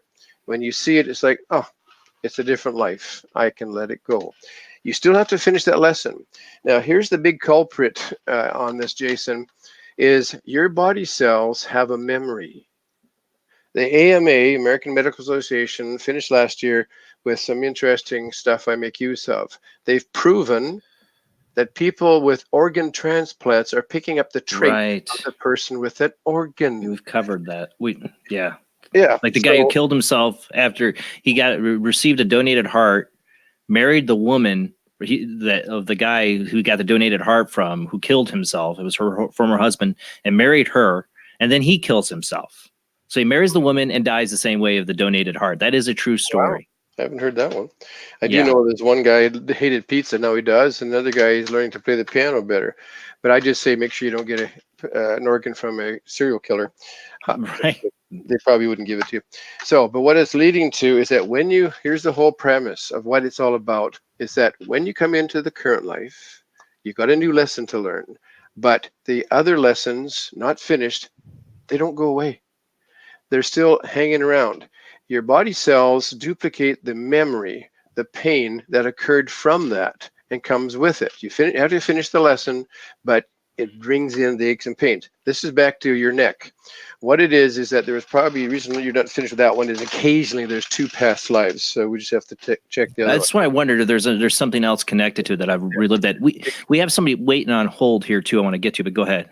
Okay, one last thing here to finish. That's why we call, like, about 40% of the world cannot wear turtlenecks, jewelry around their neck, or anything, or touch me their neither. neck. That's from that. In fact, I gave it in my book one. I gave it a title. It sounds better. Turtleneck syndrome, because you've been hung, or strangled, or beheaded. That's so easy to get rid of. We were going to sell turtlenecks. We realized there's too many sizes. So anyhow, that's how we work. Cause and effect. So that's why it works quite well. It makes a less. Yeah, we got somebody on the phone line. 807 area code. Who do we got on the line? Hi, Jason. It's Laura Lee. How are you? Hey, Laura Lee. Thanks for calling. Thanks for holding on. Oh, I've got so many questions. Hi, Chris. It's fellow Canadian here. I thought so. 87 is Thunder Bay, isn't it? Right? Yes, it is. I cannot believe you know of Thunder Bay. Wow. I've been across Canada about 30 times. I know. Anyhow. Well, that is amazing, because most people think it's North Bay or have never even heard of it. So I'm really impressed. I have a million questions, but I know we've got short time. What's that? I say, or does he get a cookie? Absolutely. Next time you're in Thunder Bay, I'll make some homemade ones for you. Can't wait. I got quite a few questions. Good. But I know we're on limited time here. I had two questions in particular. They're kind of related, but kind of not. Do you ever regress people that have missing time? Like, say, any abduction stories? And then the second part of the question is, have you met people that have had extreme paranormal experiences that say there was like a curse throughout the family or anything like that? Have you run into things like that? Very interesting. Well, not curses. It's just that if you haven't finished that lesson, for example, okay, you see sometimes you'll see a family that the grandpa is abusive to the family and the father, and it gets passed down. And you wonder and also we get to pick our families where we go. And people say, why the hell would I pick that one? Excuse my French. What happened is Exactly. that if you're supposed to learn about being abused, you're not going to have it random and say, oh my God, I got the happy couple again. I got to wait another life to try it again. You pick. So maybe it looks like a curse or something, but they're just dragging it along. As far as missing time goes, there's actually can be two things. One of them is not past life, it's multiple personality disorder. Right. And I've worked with many people. One person had about 15 lives or 15 personalities, but they're all done now. And so, and other than that, I've had a couple of people ask me about alien abductions. You might have heard of that. So that could be missing time too. One thing She brought that up. Sorry? She's brought, I think that was the point of her question, is people are experiencing the alien abduction phenomenon. Well, it could be MPD too. That'll be missing time. But anyhow, but if it's that to do with that, I have found that 3 or 4 people I've worked with that's not quite past life, but we can do current life too. And whoever, they saw a bit more than they've seen in their dreams or their memories of what had happened. Sometimes they get maybe vague pictures. So they've all seen a bit more, but nothing really clear. They have been apparently blocked. But within a session, you can get through a bit of it, but never clear like you'd like to. That's it. Okay, yeah, that makes sense. I guess when I was asking about paranormal, okay, again, just quickly, we've had quite an extreme paranormal haunting in our home. Don't really have any reasoning for it. Some of the stuff that you mentioned, though, on one side of the family with, father being abusive and sort of going down the line, I didn't know, do you find those things are related then, or it just could be other reasons within this lifetime that this is happening? Well, you pick that life to learn how to handle it or not handle it. You pick the situation, basically. Diabetes or cancer running down the family. Well, it just means you pick that family to find out what it feels like, or to maybe not get it. And if you have a family that have a physical gene that makes it easier for them to get cancer or diabetes, that'll make it easier for you to, experience that perhaps that particular lesson. Okay. Well, thank you very much. It's absolutely fascinating work that you're doing, and I'm so glad Jason had you back on the show. Well, thank you for calling in, Laura Lee. You'll be getting. Thank you. Just email me or email me, and I can talk further about it, or we can do something. So I do. You totally should do it, Laura Lee. Well, actually, Chris, I'm a radio host too, so I may be contacting you because I got a bunch of questions myself. So. But you should totally do a session. I was thinking that. I really was, because I'm a chronic pain sufferer, actually. I didn't want to even bring that up, but yeah, I'm definitely going to contact you, Chris. And I'd love to hear what you experience on that, Laura Lee, with everything you had going on in your life. I would be very interested. I'd be happy to share it. Yeah, I'd be happy to share it. All right. Okay, thanks for taking my call. I'll still be listening. All right, have a great night. Phone lines are Let's say really quick, the phone lines are open, 219-230-4444, 260-225-9419, or you can call in on Skype ID OOJBland00 or Skype ID JBland Paranormal Soup. Those are lines you can call in. Tell us about your experiences. Now, you talk about people picking their families. I had an interesting experience. Was right when I was getting ready to move out of my parents' house. Because I was getting an apartment because I was getting married to my wife. And I was home alone at my parents' house. And I see this boy, he looks like he's 10 years old, come walking up to me, translucent. I'm wide awake. I am not sleeping. And my parents' house isn't haunted. This translucent boy, but I could make out details on his face, comes walking up to me and smiles at me. And I'm just like, and I felt this just wave of love. It was the weirdest experience. I couldn't explain it. And then he was gone. I don't know why it happened. And for years, I didn't know why. When my second child, Liam, was born, There's a picture I posted when the first pictures I took of him. They put him up to my wife's face, and that little baby smiled, and that smile, and that's the same smile. He still gets that same smile on his face.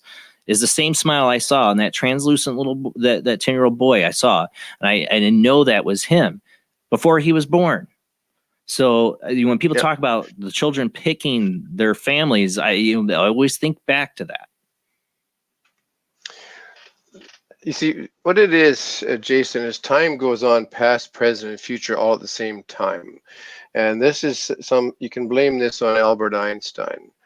And I have found it does happen. It's like if you had a past life that's like 600 years ago, mentally we think of way back, but actually they're all standing around you is what I'm finding. It's because you can easily have one pop up, another one. It's not like you're calling way, way, way back. And that's also why we can go into the future. You're mentioning that. That's why I do have progression. Right. I have not had a lot of people go into the future. It just seems that most of our problems come from the past ones in the back, but some have popped up, and it's never like next week in your current life, because then you'd all, we'd get the lottery numbers and then right. back. Give me the lotto. No, these are future lives. These are in the future, and I know you say you don't have a lot of those, but you've had some. Why do you think somebody went to a future life when you're in a session? To answer the question that where the pain came from, or one of them is actually he wanted to be a better teacher, having a problem teaching, and this popped up, and it was in the future, 300-400 years in the future. He was a teacher then, and what happens is that once you see where something comes from, you can borrow from our past lives. That's also like when you get people that say, oh, so and so has got a natural talent, they can play the piano and they only learned it in a matter of weeks. They don't have a natural talent. They've done it before. They've played the piano before. They're just relearning to ride the bicycle. So by going into the future, and he saw that one, he made use of that teacher and that future being really good. He borrowed that and made use of it in the current life. So you can also I don't just like to take people back to the aches and pains. I can help you with talents. Because Mozart, for example, was painting, or was playing piano at the age of 2, watching his dad teach his older sister. Now he was using all of his fingers, not like my 2 little fingers I play with. Yeah. And I guarantee you, and I haven't been there, but I guarantee you he played piano in many lives before. It's easy. I've had many people improve their current talents too. Actually, it's funny, is that I had a lady come to see me some time ago, and sometimes it's like people are retired and they're alone or single, and they want to know what they should do with themselves, like maybe a hobby. So what I will do then is I'll simply say in the session, one of the lives I stop at, or I'll say, let your subconscious take you now back to a talented past life that you could make use of in your current life. So it leaves it open. The stuff that pops up, it's amazing. What happened is that this one lady, it popped up. She saw herself, said, "Oh, I'm a lady sitting there in Rome a few hundred years ago at a potter's wheel making pottery," and she was quite famous. And she said, "Oh, and I did do pottery in high school." And then what I do, and that's what I like about this, I never know where things are going to go. I said, ask this lady, and I've also learned a few years ago, you can talk to your past lives too and ask them questions. They will help you. So that's helping people. So I was about to say, ask this lady if she'll help you with the pottery. And she laughed and she said, it's too late. I'm already behind the potter's wheel, and she's got me putting my hands in there, and she's showing me how to do it. Okay. It's like, whoa. Now, again, whether this is real or not, I don't know. But I know that she does do pottery now, and it was easy to relearn it. So amazing concept. I can help people do better public speaking by borrowing from one of your past lives that you were a good public speaker. So it's not plagiarism. It's just something, it was in your subconscious, the memories that you didn't know about. So what do you think it locked people out of those talents, though? Like being like just public speaking or something like that. Why do you think people get locked out of that talent in a way until you kind of make them open it up? Yeah. Well, one of the things is that, for example, it's also why, backing up a pinch, I do get people that say they'd like to learn how to be a bit more like a healer, helping people using not medicines and stuff like that, but they feel reluctant. Sure enough, the past life that will pop up is they were killed as a witch. And witches were not witches; they were just healers, and they were afraid. What happened? That was my speaking up. situation. Yeah, and then that was yours. Speaking up. That's also why a lot of people have problem with their thyroids and that, because that's part of your speaking up. I did. That's great. I remember that now on that one. So that, and also like politicians. I remember one guy with the past life. He was in the southern states, and he got elected. I think it was the early 1900s. He got elected to a position that nobody liked him, and the 2 days after he got elected, he was assassinated for speaking up.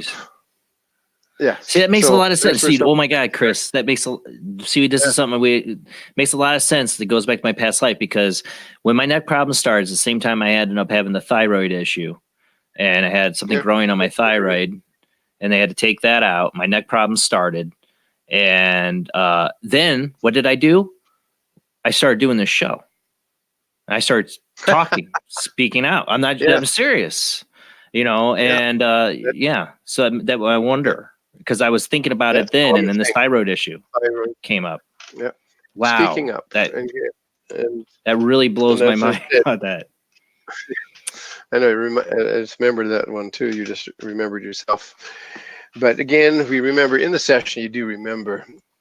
So I remember one guy, though, he finished the session and he said, he leaned forward. He said, you know what? He said, you took care of my 4 issues. Then he went like this. You know what? He said, I was here all the time. And I said, yes, I watched you. You didn't leave. People still think they're floating away and stuff like that.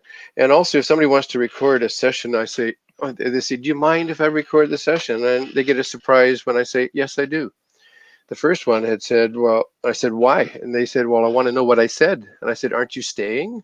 Are you leaving? You remember everything. And also another thing, Jason, mine, as you know, is a modality. It doesn't need to be recorded, because why? When your pain goes away, does it matter really whether it happened in 1801 or 1802? It's not. It's not really relevant. You will remember, but what's the point of going over it again? Your problem's gone. And don't amuse your friends. Have them come in and get rid of their problems. Listening to it won't help them. It's different if it's a reading, like some do. Like my wife actually is a clairvoyant. You've had her on your show, and she doesn't mind you great guest. recording with her. She's been on twice? She's been on twice. Yep. And she's a great guest, and we definitely got to get her back again, because we had so many people calling in to talk to her. She was an amazing guest. Definitely have to have her again. Spot on with people. It was really good. But I would. But one of the things that I've always wondered too is a possibility with people experiencing these past life. I'm a big believer in the multiverse, parallel universes. I even think if time travel is possible, we wouldn't actually time travel back to our own timeline, our own past. We'd go to a past that's maybe similar to ours or close to ours, but it's a parallel timeline. That the get rid of the paradox thing. Well, could it be that some of these past lives were experienced in parallel universes, wasn't even in our own timeline? There is things like different dimension stuff. I don't get heavy into that, because a lot of people coming for sessions are still trying to wrap their head around past lives to begin with. I understand that. Yeah. But a lot of people don't my mind realize goes there. We've had past lives on other planets. Right. Oh yeah, we haven't even got into that. Yeah, because you got to remember, don't be so selfish. Think we're the only planet out there. We've been on other ones, and we can also get stuck lives in those ones too. We also have parallel lives, not parallel universals, but parallel lives right on Earth. We can be in more than one body at one time. Well, somebody brought that up. A couple of people brought that up in the chat room. Is about the concept of split souls. A soul being split. It's sort of like, well, it's like this. If you read the book, Michael Newton, he's actually quite a good author, and he does Life Between Lives. Took him about 12 years to do the first one. And I've read that. It's like about War and Peace thickness, but it's actually quite interesting. So I have used some of that stuff in what I do. And what happens, though, is that more so in the last couple hundred years, Earth is changing, as you know, and we have a lot of lessons we haven't finished. We have to finish them. But if, let's say, for example, Earth blew up, where would you finish them? You couldn't go to another planet. It wouldn't be the same thing. You'd be stuck. But the point I'm making is that our energy is so strong, and stays in the soul group, that we only need about 10% of our main energy to go into a human body to learn the lessons. Because if we sent apparently all of their energy, I need to blow it up. The human body, they've actually worked out, is about the same level on its own as an ape. It's the energy that comes in with our past experiences and that kind of stuff that sort of like runs it. So that's what happens. Now, what happened is that because we've got so many lessons to finish, we are starting to come into more than one body at one time. Because if you only need 10%, obviously you can do a bunch of them. Because it's like delegating. Let's say you had 20 to do, and you say, and I got to get them done. And let's take, you take 3, you take 3, you take 3, and then try to get rid of them. The point, though, is that sometimes we get screwed up because most of them will not know their parallel lives, that from the same energy. And what happens is their emotions come back into your main energy, and you're part of it. So often you're being affected by emotions from one of those lives, that sudden feeling like you feel like you won a lottery, and then it disappears, or you feel depressed for about 2 minutes, disappears. Or paranoid for no reason. My problem is paranoia for no reason. I help you get rid of that. Well, those might be just straight stuck lives, because I mentioned that Or before. anxiety. We do have lives that when we die, our energy doesn't go back. It gets stuck there. This is not current or parallel. This is dead ones. It's ones that died. Some of the energy that or emotions that hold them could be revenge. I'm going to kill those people that killed me, or confused. If you ever had that stuck feeling in your life? Right now, yes. Get that stuck. I'm not joking. Seriously, feeling. It's like my biggest theme right now. Yes. Well, that's one of your lives that you're getting it from. They're stuck. Another reason, I got to finish my agenda, or I got to help my family, which is kind of hard to do when you're dead. But these emotions that are holding them there, they affect your main energy. As I said, you're part of it. That is why current life therapy, which is 99% of therapy, is not going to help you, because it deals with current life. Remember, 98% of your problems are past life. Here's a quick example. If you had a fear of heights, and you had 100 past lives, which your subcon will tell you how many you had. If you're a betting person, and I actually had a laugh a couple of weeks ago, I actually was, my client was a professional poker player. So I had used that. I said, if we're a gambling person, he says, I am a poker player, professional. Anyhow, what's the odds that your fear of heights started in this life and you had 100 past lives? Well, you'd be silly to bet on this life, because you've got 100 chances it was them. And if you're dealing with a therapy which only deals in current life, like why'd you hate your parents or all that kind of stupidity, it's not going to help you. Seeing where it came from, it lets go. So when people have stuck lives, which most of us do, I help you take them home. The emotions disappear. I had a lady that was angry all the time. She said, everything's great, but I feel angry all the time. Sure enough, one of her lives was stuck with extreme anger. Took that, what happens is we help her take that energy back to the soul group, and she started sitting up higher in her chair. Says, this is amazing. This is what no anger feels like. I love it. That's how quick. So these emotions, I also can help you get rid of too. I eliminate. That's what I do. Now, the newest book, Crimes Against Humanity, deals with more some of the darker realms of past lives. More specific. Tell us tell us a little bit about some of these stories that are in this book, and some of these past lives that you ran across that dealt with the darker side of humanity and the consequences of that for somebody going on with their new life. The Aches and Pains, for example, does have a lot of gory stuff in there too, but it doesn't seem to catch people's attention as much, or being as gory looking. This book is red for a reason. It's the blood. What it is that there's 101 case histories in there, and this is covering serial killers, Jack the Ripper. I've actually had 6 people that were involved in that, mostly victims. Some was a policeman. Really? World War II atrocities. Yeah. Tortures, dungeons, witches, and sexual assaults. So as I said in my book, this isn't for the gore, it's for what you get from these. This is more specific. For example, chewing fingernails sounds interesting. We were talking about it earlier. That's generally from a dungeon. One guy said, oh, that's probably because they had nothing to do. Oh, get a life. It's because they're starving. Yeah, I got a hobby. I'm going to chew. No, it's starving. Cracking knuckles is usually from getting your hands cracked. Which I do all the time. In here, Yeah. And one that's from here is a woman that came in to a session a couple years ago. There's only 2 big words I bother to learn. I don't like big words because why? I'm not a doctor, and also when the problem's gone, you're not going to need to remember it, but you've had 20 years to practice pronouncing this 37-letter word. And the 2 words are fibromyalgia and arthritis. Yeah. They're both past life pains. Arthritis actually can start looking like something that's really there, like like in your hands, the joints start swelling and stuff like that. So that's only because they're out of alignment.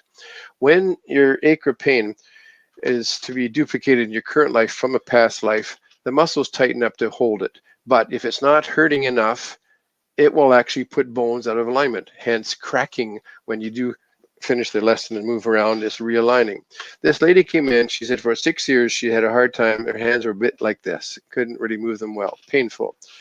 So said she had arthritis. I said, let your subconscious take you back to the past life that's the cause of that. Within moments, in her mind's eye, she says, I am a female and I'm in a dungeon. Yeah. Really? Who hasn't been? But anyhow, she said, they're taking a big wooden mallet and they're breaking up all my hands and fingers. See, and that's what happened to me and mine. Yes, very close to that one. But the thing is that I love is that after a few moments of seeing it, then I say to the client, move your hands now. Now her eyes are closed, but she started to move her hands. It was like a Rice Krispie commercial. Remember that cereal that is supposed to be snap, crackle, pop? Yeah, well, it was like that. And even like sitting with her eyes closed, she was sort of like surprised. And it did that for about 10, 15 seconds. And slow it stopped. And then she started doing this. Her hands were totally back to normal. It was the bones had been taken out of joint to hurt, to simulate that life that where she got her hands broken up, but not finished the lesson. That's where it came from. It disappeared. The whole point is you still have to finish the lesson. You just do not have to endure the aches, pains, fears, and phobias that come with it. But are the aches, pains, and fears and phobias are there to try to waken us to that lesson, to get us to remember that lesson? No, not really. They're just like a side effect from like falling from a cliff or into your death causes the fear of heights. It's not to remind you. It's just that lesson hasn't finished, so it brings along that dying, the physical, the emotion. I guess what I'm trying to get in at is that you're holding on to that pain, or you have all this stuff in the memory of your body from the energy you held on from that past life experience. But it seems like it might be there as a way for your energy, your body to try to tell you, hey, you still have this lesson we got to work on that we didn't get to finish from the last life. Yeah, that's what I meant. What you meant. Yeah, you have not finished the lesson. Trouble is that when we don't know where remember the garbage can, when you don't know what it is, it can still bother you. So that is why it's very good at holding these. I've had the longest one I've had a person hold a pain was in Australia. This lady came to see me. She was 58. Since the age of 3, she's had a pain behind her left knee. Now, it wasn't major, but she could not go for long walks without stopping 3 or 4 times to rest that leg. And she said they've tried all kinds of therapies, nothing. So I said, let your subconscious show you the cause of where it came from. Within moments in her mind's eye, she saw, oh, it's a hospital. It's kind of old. I said, let your subconscious tell you what year. She said, actually, it was 1805 or something. And, oh, it's in a hospital, and it's a ward. And it's for people with polio. Back in the old days, polio ran rampant, and there was no cure for it. So people died, and it can be contagious. So they used to put people into a ward to do the best they could and let them die. I said, let your subconscious now show you who you are in that room. And it turned out she was a 3-year-old girl laying on a cot, and she had polio in her left knee. But it wasn't just that. It's just that from the pain, they had raised her leg up, that pulley thing. Yeah. To hold her leg at about 45 degrees to help relieve the pain.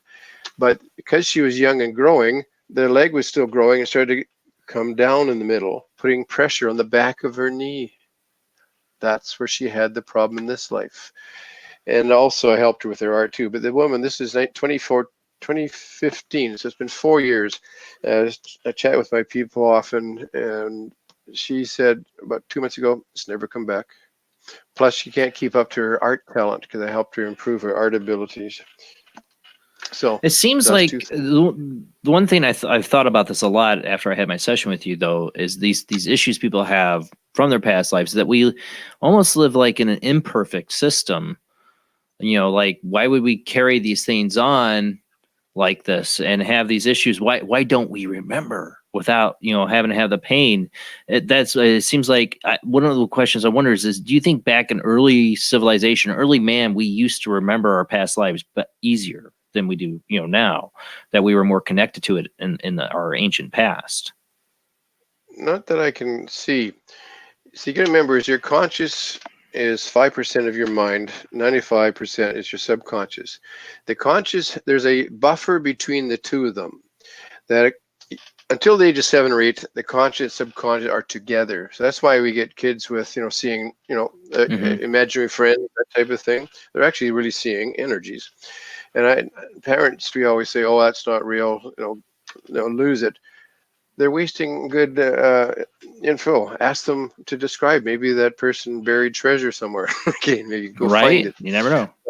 Around 7 or 8, they start to change. Is because the conscious starts to go faster and faster, starts to learn, and we drum in stuff to the conscious from our own experiences, and from our parents who got it from their parents, which doesn't make it right, and that type of thing. Now, a buffer appears, seems to come in. It's called a critical layer. I call it the junk level. But anyhow, what it is, it prevents everything. Now, let's put it this way. If you've had 100 past lives, that's a lot of memories in your subconscious, isn't it? True. Can you imagine walking along down the street and there's no buffer and everything just flows up into your conscious? You'd go crazy. I'd be, yes, within moments. So it's a buffer. Yeah. But at the same time, it makes it hard for you to get other memories that you do want to get. That's why if you ever lose something, just sit down and relax. Don't panic. You know, you'll find the keys to unlock your relatives from the car, and if you relax. Some people catch that one. Okay.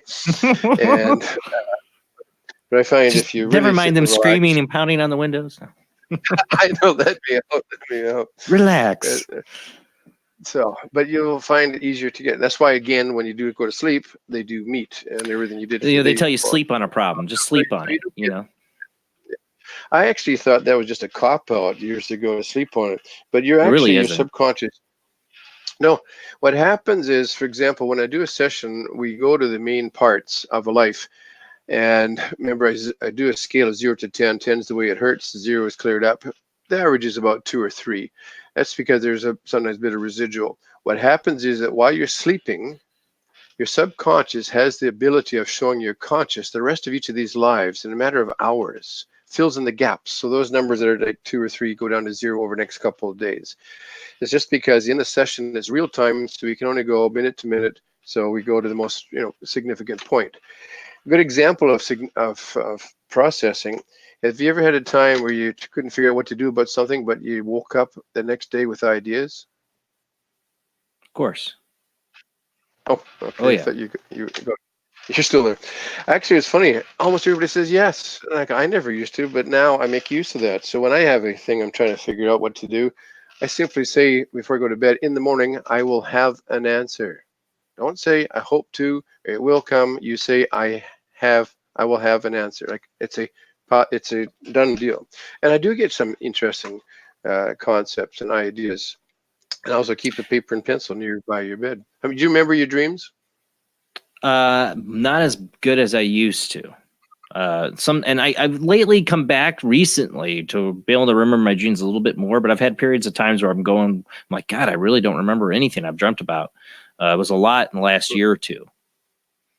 Mm-hmm. I haven't remembered. Well, I asked that until recently. in the audience. And a lot of people, like I sort of did, was that you might remember them, but they evaporate because your conscious is starting to come up. There are people like my wife that actually, it's a small percentage, but actually she knows when she's dreaming. If she doesn't like it, she changes it. I've had that experience. Anyhow, one of my doctor friends, he used my system. Okay. Oh, you can also, if you do something for 3 to 4 weeks, so once a day in your subconscious to change something, you can reprogram yourself. So what happened was he wanted to remember his dreams. So every night before he went to bed, he said, in the morning, I remember my dreams. Not I hope to, But I remember, and he said within days he was starting to remember them better. So you can reprogram yourself. It's also like studying. Sorry. I want to circle back to something because you mentioned the Jack the Ripper thing. I have to ask too because we've had Jeffrey Mudgett on here, who's the ancestor of H.H. Holmes, who he believes was also Jack the Ripper. And it's a really interesting hypothesis. He was just on Ghost Adventures for that. I think the other day. For somebody who was a serial killer in a past life, how does that affect them in the new life? Are they still a sociopath, or are they now a normal person that was once a serial killer? It's curious mind wants to know.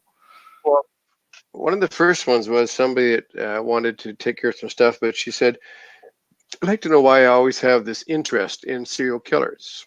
Well, I do too. But this is a strong thought. It wasn't like she does that in this life. She just wondered why she has that interest. Remember, we have our interests. If you're great at a talent in the past life, you're more apt to, or you go to countries and you feel like you're home because you've been there before and had a good life. Well, sure enough, it turned out she had been a serial killer. She also said her cousin also had the same interest too, but her cousin wasn't around, so it's probably the same thing. But sometimes they just pop up out of nowhere. I hope not. What? Don't tell me that, because my wife and me have had this contentious relationship about we both love the paranormal, we love sci-fi, we love all these things, but the one thing she can't stand that I have been obsessed with since my childhood, my mom would be like, "Why are you reading stuff about that?" Is I've been always interested in the ultimate evil of serial killers and cult leaders, what I consider true human evil. It fascinates me. I am an empathetic person, though. I'm not like I know I'm not that kind of person. But that's what gets me about these kind of people is that they have they're complete opposite of me. They lack any empathy at all. They're just, they're the opposite of what I am. That's what fascinates me so much about it. But it drives my wife nuts. She was always wondered, like, you better not turn into a serial killer on me or something. Like, no. But I've always been fascinated by it. I can't explain why. Well, when we do our next session, let's check that out. But I don't know if I want to. It doesn't make you into it. It's like, that's the reason, and then we can let it go, because when you know it's a garbage can, then that noise doesn't bother you anymore. Well, until then, you wonder what that is. Well, the one of the things I picked up on that I found interesting too is you talk about soul groups and that we pick our roles. This person's a bad guy. Does somebody pick, I'm going to be a serial killer in this life? I mean, that's the question I'm asking. It's a big question. Well, if that were the truth, you hear a lot of people talk about that we live in a simulation. Okay. And if the simulation included multiple different lives, some people could be playing it like a video game. Like, this life, I'm going to be a serial killer. Let's be a bad guy in this one. Because you do that in video games. Decide, hey, I'm going to be the good guy in this one, or I'm going to pick a bad character. You read a book where the main protagonist is actually an anti-hero or a bad guy. Like, I love the Dexter series, which he kills serial killers, but he's a serial killer, but what I'm saying, yeah, that's an interesting. I always say life, we are, in the fractal theory, or that, there's clues to what the afterlife and the ultimate life is by the way we act as people and what we do. And we do fantasize and put ourselves in different roles, and we watch scary movies and stuff like that. That's what I'm saying is it possible that a lot of these past lives and all this stuff that, somebody could have been an evil monster, but they just really were playing a role. And maybe there's a lesson to learn in that too. Yeah, remember, as I said, we pick our lessons in our life for the people. There's occasionally you'll come into a life, more so, like, say you die as a child and within weeks or months or a couple of years, and people say, what would the lesson be for that life? Right, generally, that's a great question. Generally, there's no lesson. It's for the grieving of the parents. Right. That type of thing. So sometimes you need to you just come in and help them. Unfortunately, you sometimes still pick a problem from it, or like if you get run over or something like that, you'll still have that ache or pain. So volunteering just to help people out and not have a lesson still means you still can need something to be that you brought forward. You still pick up that memory. if you Well, died you as a pick up- small child, to give somebody else a lesson. Yeah, it's sort of like say you were 2 years old and you get run over by a car, and the lesson was for the grieving your parents. You still could have in this current life a problem with that car hitting you for other reasons. You see, Well, that's- actually, Earth is guilt is the biggest emotion we drag with us. I could see that, but that's what I'm saying. Those way, it seems like there might be something wrong with the system. I don't know, of reincarnation for people to carry these kind of things on with them, pains and aches. Like something got messed up that it wasn't supposed to be this way for us. I don't know, or maybe there's And that's what a I take change care in of. human In fact, condition. I train people. See, I can't do this to myself. I cannot work on myself. For Well- the main reason is that I have to ask questions, and that means I'm thinking. If I'm thinking, I'm not relaxed. So I do train people, and I'm now starting tomorrow. I'm doing online training. It's not, Really? here's a couple of videos, good luck. It's still one-on-one. In fact, my first student's in California. I'd done a session with her on Skype, and she now knows that she wants to do it. So I'm just going to be FedExing or UPS, whatever, tomorrow, the script to her. And then what I'll be doing is working with her one-on-one on Skype. Every once in a while we do a session. That it's still one-on-one. It's not read a book and good luck. So I'm just starting this. So if anybody's interested, you said pass on my email address to them. Go ahead and say it out, but I have, I don't think, because I don't have that in the description. It shows what is your email address if people wanted to contact you? Okay. I have a few, but the best one is CL, which obviously stands for Chris Lee, CL at pastliferap.com. I might have that in the description. LIFE RAP, RAP. Now, RAP isn't like rap. It stands actually for, yes, regression and progression. Just easier to spell, .com. So CL at pastliferap.com. So just email me and we can give you more details. We'll be coming up on our commercial break here in a few minutes, but you talk about you're teaching students and that you can't hypnotize yourself, like a doctor can't practice on himself, but you've obviously been regressed then by your students or by somebody else. My students, yeah. Some of my students, part of the practice is that I let them work on me, and basically I've hardly got any aches or pains, but I've had a couple things I can't stand sour cream. Like, when does it go bad? I'm not a fan of sour cream either. And yogurt looks like something that you regurgitated. But anyhow, I found out from a past life where it came from, so it's not so bad. Just means that now if I don't eat it, it's because I know why, not because I dragged something with me. So. But what did you find when you went into a past life of your own? Well, first of all, it was a little harder for me because, like, when I did the lemon exercise, 7 out of 10 people see the lemon. Did you guys try that and see the lemon, or did you more sense it? I saw it when we've tried it. For me, it's seeing it. Yeah, just like the other. So basically, we're most of us are visual.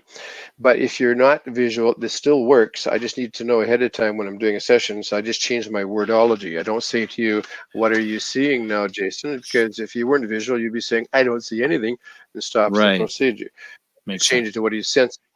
So either way, that's what works. So I'm not that visual, so it took me a bit more, but I started getting more and more as I've been doing a few more sessions with some of my students.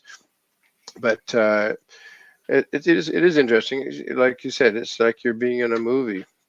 And some people are extremely, like my wife can count the leaves on a tree from 2,000 years ago. She's extremely visual. But either way, like a blind person doesn't have to see you to know you're there. They could, hear you, or touch you, smell you if you don't smell nice or something. And that's how, and they can still tell. Like I had a blind friend who used to say, "I'll see you tomorrow." Well, that's another expression that you could see you. So I do say to non-visual, sense or see. Often people in a session get more visual. Sorry? Well, say what was one of the past lives that you were taken back to, though, that stood out to you? Well, it was actually in Africa, and I was part of a African tribe, and we had a giant big pot, and they used to mix up some of that wacky stuff that, or I don't know, they made something that kind of made you a little loopy. It was like a tradition. And Yeah. one day somebody sort of looked at very sour creamy looking and yogurty looking. And one day somebody made the recipe a bit wrong and we all died from it. Okay. Oh, so you like So you OD'd can- and like ancient OD. Yeah. So everybody, it was, so there, that was the one I remember seeing. So that Probably a explains the couple- sour cream version. That does. All right, we got somebody waiting on hold. Whoever's, I think it's Zach. Hold on line. Hold on, Zach. We'll be coming to you after this last commercial break. We're gonna go to here. Phone lines are open: 219-230-4444. Skype ID JBland 00 actually has somebody on it right now, so you can call in at JBland Paranormal Soup Skype ID or 260-225-9419. Those two lines are definitely open. But we'll be back after the short commercial break. Talk more about past lives, future lives, and what does it all mean? This constant cycle of life and death that we were probably experiencing. What does that all add up to? Maybe we can get into that when we come back from the short commercial break.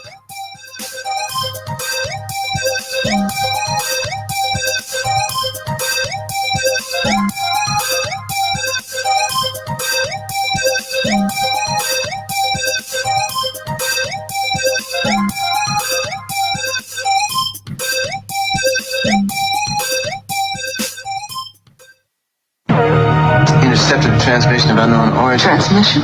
Out here? SOS. Human. Unknown. Alien. Certificate X. Exclusive engagement at the Odeon Leicester Square. Now. Any systematized transmission indicating a possible intelligent origin must be investigated. In space, no one can hear you scream. This is an APAC studio presentation. Hi, I'm Barry, owner-operator of Barry's Barometer Barn. Lately, I bet you've been lying awake at night asking yourself, how many barometers do I really need? Well, at Barry's Barometer Barn, we think you need more than one. Otherwise, we're going to go out of business. Remember, at Barry's Barometer Barn, we don't know the meaning of high-pressure sales. Come on, folks, buy another barometer. I'm trying to put my kids through college. I've got a family to support and a secret mistress who isn't cheap. Visit Barry's Barometer Barn, 000 Storm Drive. Come on, folks, buy a barometer. I'm Barry's older brother, Larry, and every time one of you people walk past the store without coming in, Barry beats me.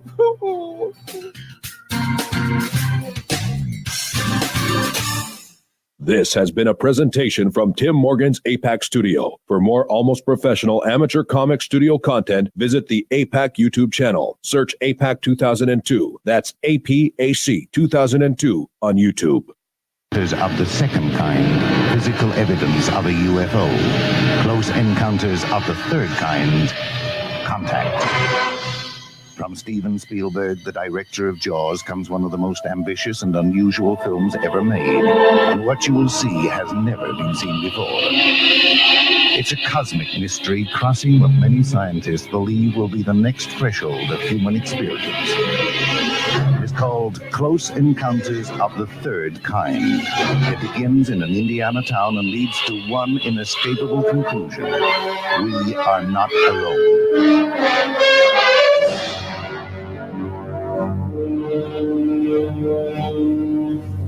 Close Encounters of the Third Kind, Certificate A, now showing at the Odeon Leicester Square. Are you intrigued by Paranormal Talk Radio? You'll love the new Paranormal Radio app from Talkstream Live.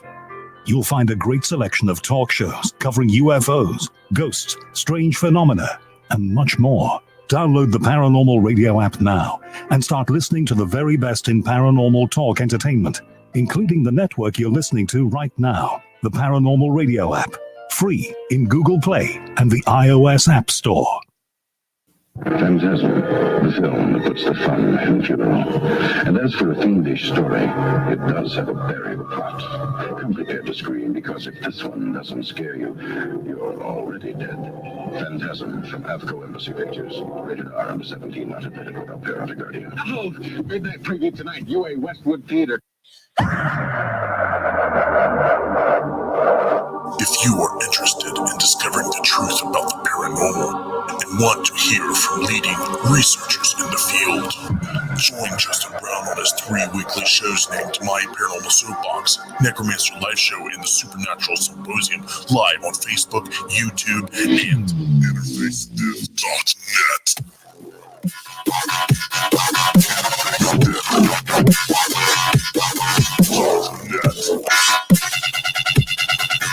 I've seen things you people wouldn't believe. Attack ships on fire off the shoulder of Orion. I watched sea beams glitter in the dark near the 10-house gate.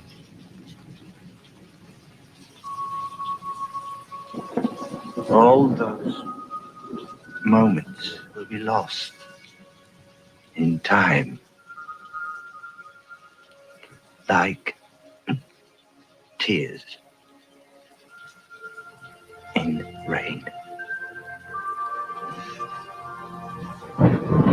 Time to die.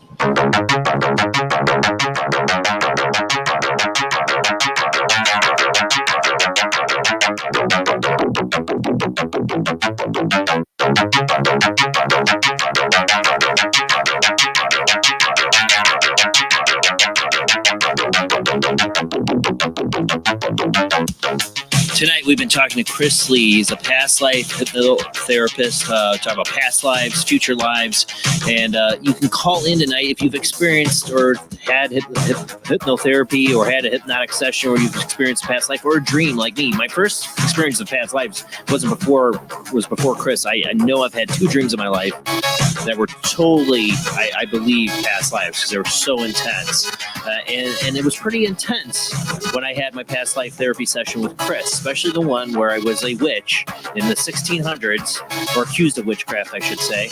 And I had my hands broke, and I was left alone and jailed for a long time until I finally killed myself. It was intense. It was a very intense emotional thing to experience. I feel like there's so much more I want to explore. I definitely want to have another session again. There's a lot to explore within ourselves, and why certain things in our lives affect us and we don't know. It could be a past life. So call in with your questions. Chris might be able to even give you an insight. Just, you can't tell you your past life is, but what you might be able to look at, things that you do that he runs across your comment. Call in, ask your questions tonight. 219-230-4444, 260-225-9419, or Skype IDs 00JBland00 or JBland Paranormal Soup. Those are the lines. Call in. We got somebody waiting on hold right now, so let's go ahead and get back to our guest.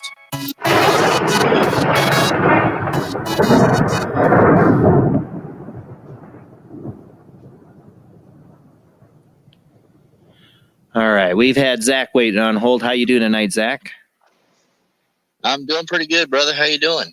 Doing good. Thanks for calling in. You always have great questions. So what's your question for our guest tonight?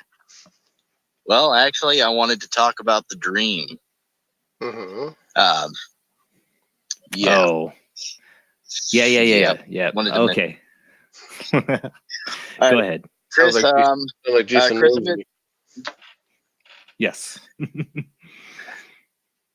So, Chris, I'm going to tell you a little bit about a dream that I've had. It's a reoccurring dream, but it's always one where I'm in a dark place. I don't really know where I'm at, but every time in the dream, I always feel like that there's a gun pointed to the back of my head. Mm-hmm. And I don't know what triggers it, but I say, make it quick. And I feel the gunshot going off. I have no feeling whatsoever in my body, but I go down. Mm-hmm. And I'm still alive while this is going on, but I smell and I feel someone pouring gasoline on me, and then I get set on fire. I can feel just the burning sensation when it happens. Mm-hmm. I've tried to do a little bit of my research on this because always the gut feeling with that dream is that it had something to do with organized crime for whatever reason. Yeah. And I mean, I've tried to do my research into different stories and all that. I've looked anywhere from the mob in New York City to Chicago, and all the way down towards pre-Castro Havana, Cuba. And so far I've come up with no stories whatsoever that collaborate that. Yeah, it's pretty vague because they're everywhere. What we found interesting is you brought this up. You've had a lot, right, Zach? Hello? I'm sorry, what? You've had that dream a lot, right? I have. Yeah. What's interesting? How often do you ask a question? How often do you get the dream? It happens at least, 2 to 3 times a year. Okay. I mean, ever since I had it, it's been reoccurring. See what happens. See, here's how this works. You see, like that is a past life, and that's why it's not. And like I said, reoccurring dreams are never nice ones because we don't have them. It's a problem. Your subconscious is affecting you from it, or is holding it because it's to do with a lesson not finished. That's how it works. But here's how this works. Your conscious has never been to a past life, okay? Hasn't got a clue. When you go to sleep at night, your conscious and subconscious join. While you're sleeping, your subconscious is trying to show the conscious this dream. And quite often, not necessary, but a lot of people, suddenly people will jump up or wake up from it or screaming. It has happened. And it's because the conscious hasn't got a clue about it. It's there to sort of like, let me out of here. But when you have in a session with me, for example, saw parts of a past life, and the best parts, but because it's real time, minute to minute. So while you're sleeping, your subconscious will now try and show the conscious the rest of that dream, of that life. But because the conscious now knows about it, it doesn't go screaming into the night. It says, tell me more, show me the rest of it. And that's how that's how processing works. So that dream you've talked about, and it's pretty well the same all the time, isn't it? Yes. Yeah, it's a past life. And good that you're doing research. It's easier nowadays with the internet and stuff like that. But it's still, you don't have a city or town or anything exact, so it's not going to be easy to figure out. In a session, we can find out where it came from. Look into Michigan City, Zach, where I'm from, because we had a lot of mob stuff going here. Because you want to know what's interesting, Chris? Is that Zach's one of my first callers into the show from years ago, and he's been calling in for a long time. But when he first brought this up, I had to stop in my tracks because the scene he describes is when I was in high school. I was in a TV class, and we had to make little short films, and I made this silent David Lynch-like film. And it was kind of like, I call it David Lynch because the beginning is the end is the beginning, the way that it goes. But the beginning of it is that scene that he talks about happening to him. I have that exact scene in that little short movie of a guy being killed that exact same way he described. And so I'm like, maybe me and Zach have a connection to a past life. I don't know. But I always found that interesting.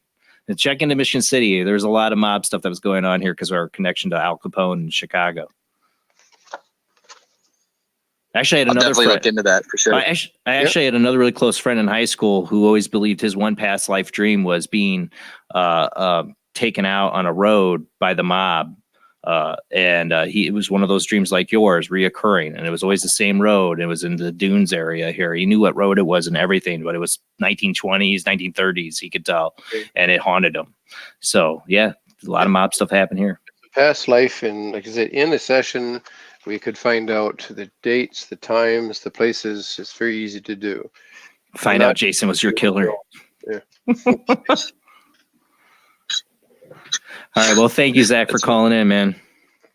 Speaking of, thanks so much. Also, hey, you're welcome, Zach. Maybe email me. Have a good night, buddy. Yeah, email and find out, Zach.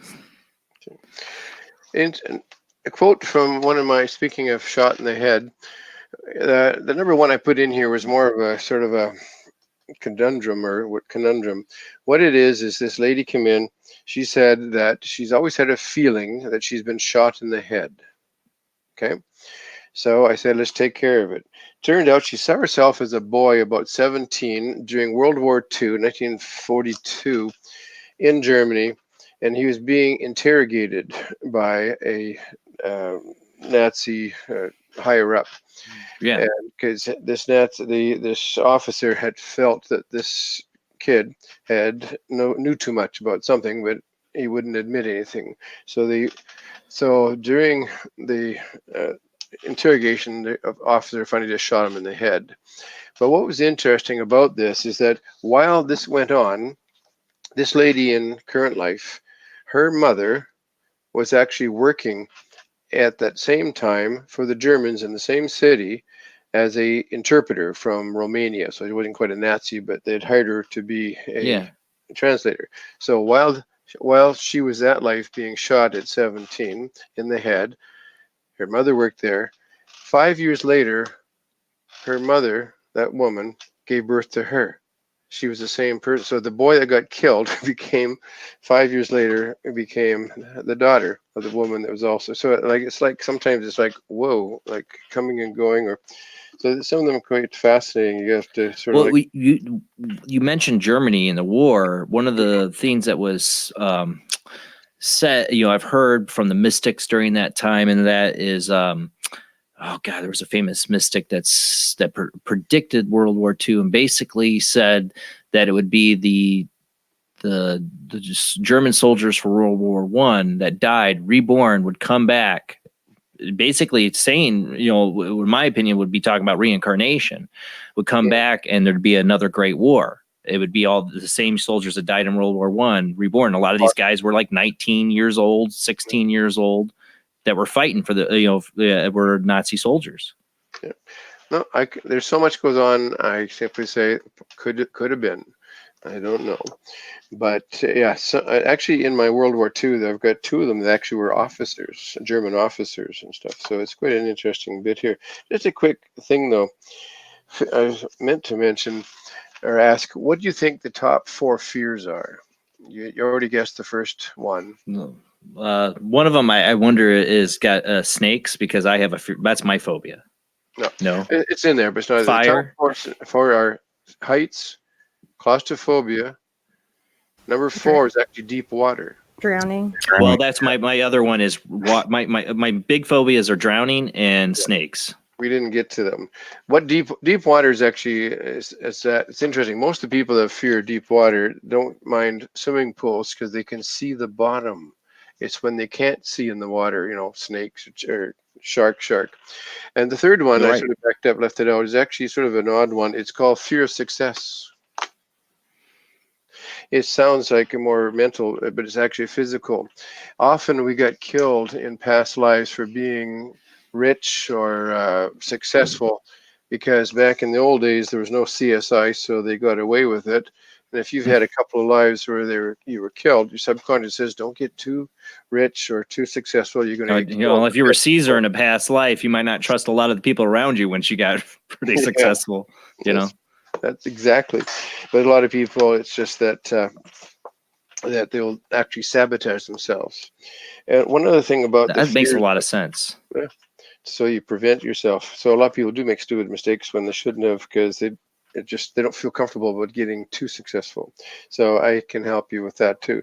But one of the things I do find interesting is you get people that say, face your fears. What a load of crap. A guy I worked with a few years ago, he said they had fear heights. I said, and what have you done anything about it? He says, yes, I faced my fear. He told me, face my fears. So I said, what'd you do? And he said, I went skydiving. I said, wow, that probably helps. And he says, no, I still can't climb ladders. My session with him got rid of it in a matter of 10, 15 minutes. It's because he probably screamed the whole way down when he did do the skydiving. Like, I'm still afraid. Yeah. One thing about sorry? No, go ahead. Yeah. One thing about my training and teaching people is that my training is actually can be a career for you, because who's your clients? People with aches, pains, fears, phobias, debilitating emotions. Now, do you know anybody that has any of those? Yeah, everyone. Oh, yes. You only need to do one session with them, so you don't get a lot of repeat business. But there's enough people there that it keeps you quite busy. So I got some good grads that are doing some good stuff with it. The thing is, again, my training is very standalone. There's no hands-on, there's no pills, no prescriptions, no unnecessary operations, which I've had people cancel because I get rid of their pains, and no therapy, ongoing therapy. So it's very standalone. Get in touch with me. But see, again, I go with the effect, the cause, not the effect. Good example is that about 3 or 4 years ago, I was in one city, and one of my first clients that came in, she said, I have lower back pain, which is actually quite common. And I said, okay, let's check on that. And then she said, my husband sent me. I said, oh, it was very nice of him. And then she said, he's a chiropractor. I said, what? He said, last year when I was in that city, he had sent one of his male clients that he couldn't fix the lower back, and I fixed them. So he figured it was safe to send her to see me, and sure enough, I got rid of it. Chiropractor is a good trade. One of them got rid of my frozen shoulder because there's nothing to do with past lives. So, yeah, there's got to be there's injuries people have that have nothing to do with the past life that could be fixed by a chiropractor or a doctor. Yeah.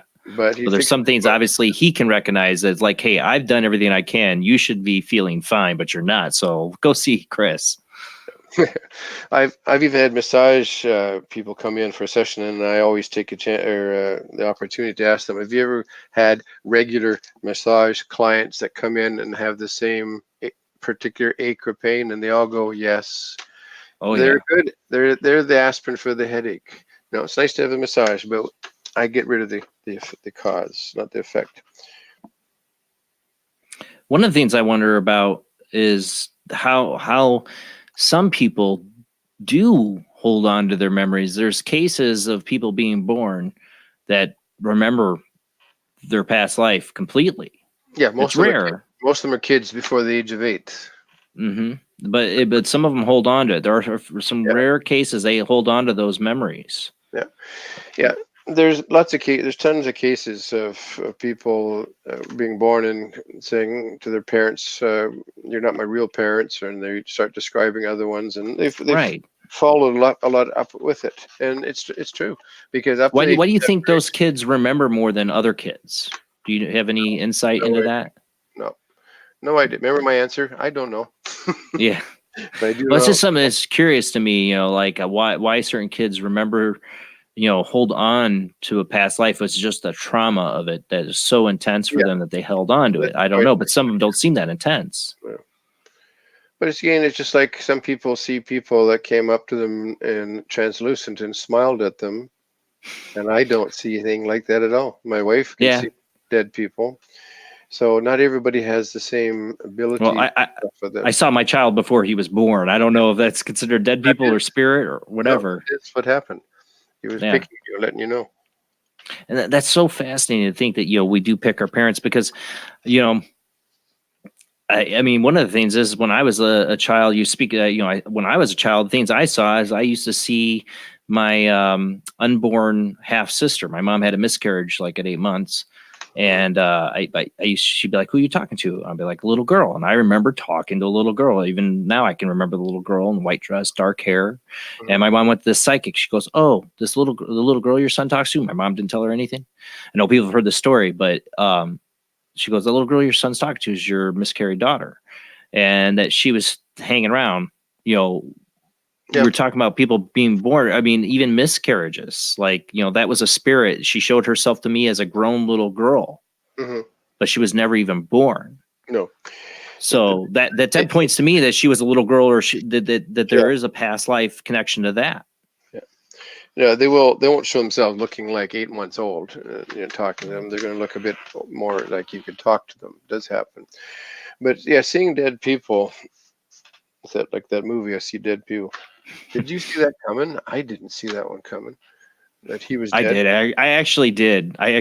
And I had an ex-girlfriend back then. It's like, I hate you. Because I like called it out. I was like, it was probably 30 minutes before the reveal. I figured it out. And I go, I bet you Bruce Willis is really a ghost this whole time. She hated me. My wife's annoying. She can figure out all the time, but she did not figure that one out. Really? I did. I don't know. I did. Smarty. Film school. That's why. I don't know. I just had that feeling. There was too many clues that I felt I was picking up on. But I do that all the time. My wife hates it too because I'll call stuff out. I totally call it. I don't know. I guess I'm a little. I feel Hollywood can be a bit predictable to me. I'm a cynic when it comes to movies because I'm like I know what you're going with this. There's some that surprise me. Mediums I believe in because I've had not only my wife, but I've had a couple occasions where at a group and a medium starts describing somebody that's dead that I know, but both times they describe something about that dead person that they would never ever have a clue about. That gets me.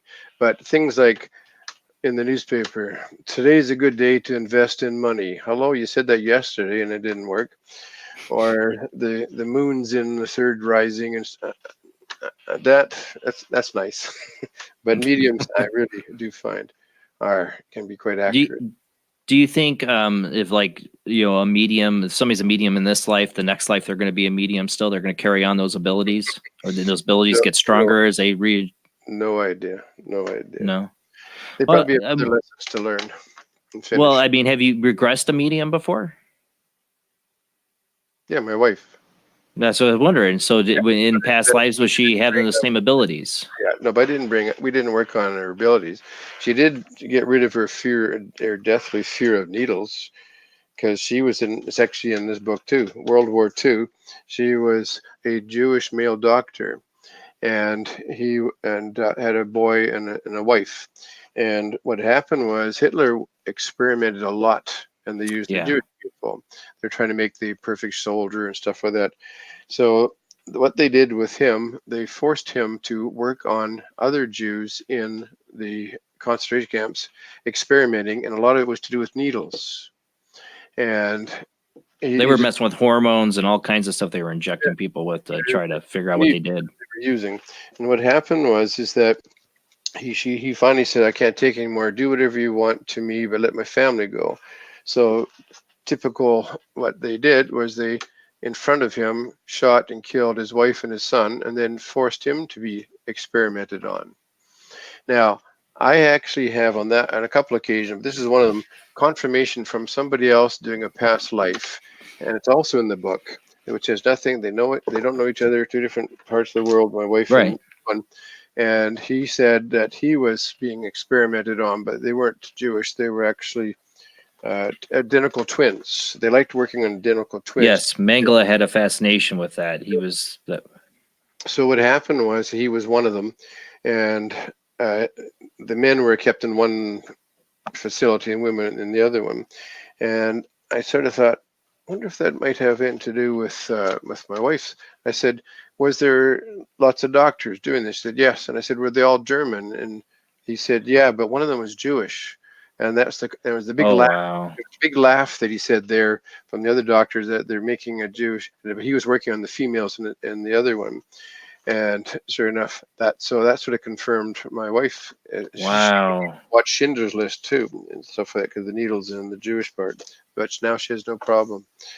So there's a lot of different fears and phobias are just carryovers that if you don't know where it comes from, hard to let it go. Well, what makes me wonder, and I know you wouldn't totally really have an answer to this, but as we go on as a human society and as spirits, and we're being reborn, and we accumulate more and more of this stuff, and people don't have Chris Lee to bring them through it. Well, listen, they don't have you to bring you through it. We're going on as normal people do. We're living our lives and being reborn, and we're picking up more and more baggage. What is the ultimate end result as we get 100 years from now and more generations of people being reborn? Simple. I mean, it could explain what we're going through right now. It feels like society's having some mental problems right now. A lot of weird breakdowns in what's going on in the world. It's like I always say, we're like in some kind of psychosis right now. We're picking up baggage from a bunch of past lives everybody is dealing with. Simple answer is take my training. I'm tempted. For me, though, I mean, I would love to help people. Obviously, that's what it's the main purpose of, is help people. But I have a fascination just to explore the whole concept of past lives and everybody's experiences in past lives. It just fascinates me. That's why I want your books. And because that's what is the ultimate end result of all this? Why are we being reborn and forgetting? What's the purpose? And is it a perfect system or an imperfect system? And what is the end result when, like I said, we're constantly going through this cycle? Yeah. Well, the only thing I can see is that we are energies. We get put together as our soul groups range in size, but whatever size yours is, it'll always be the same. They put you together. Apparently, if you read Michael Newton's books, they're still making more of them.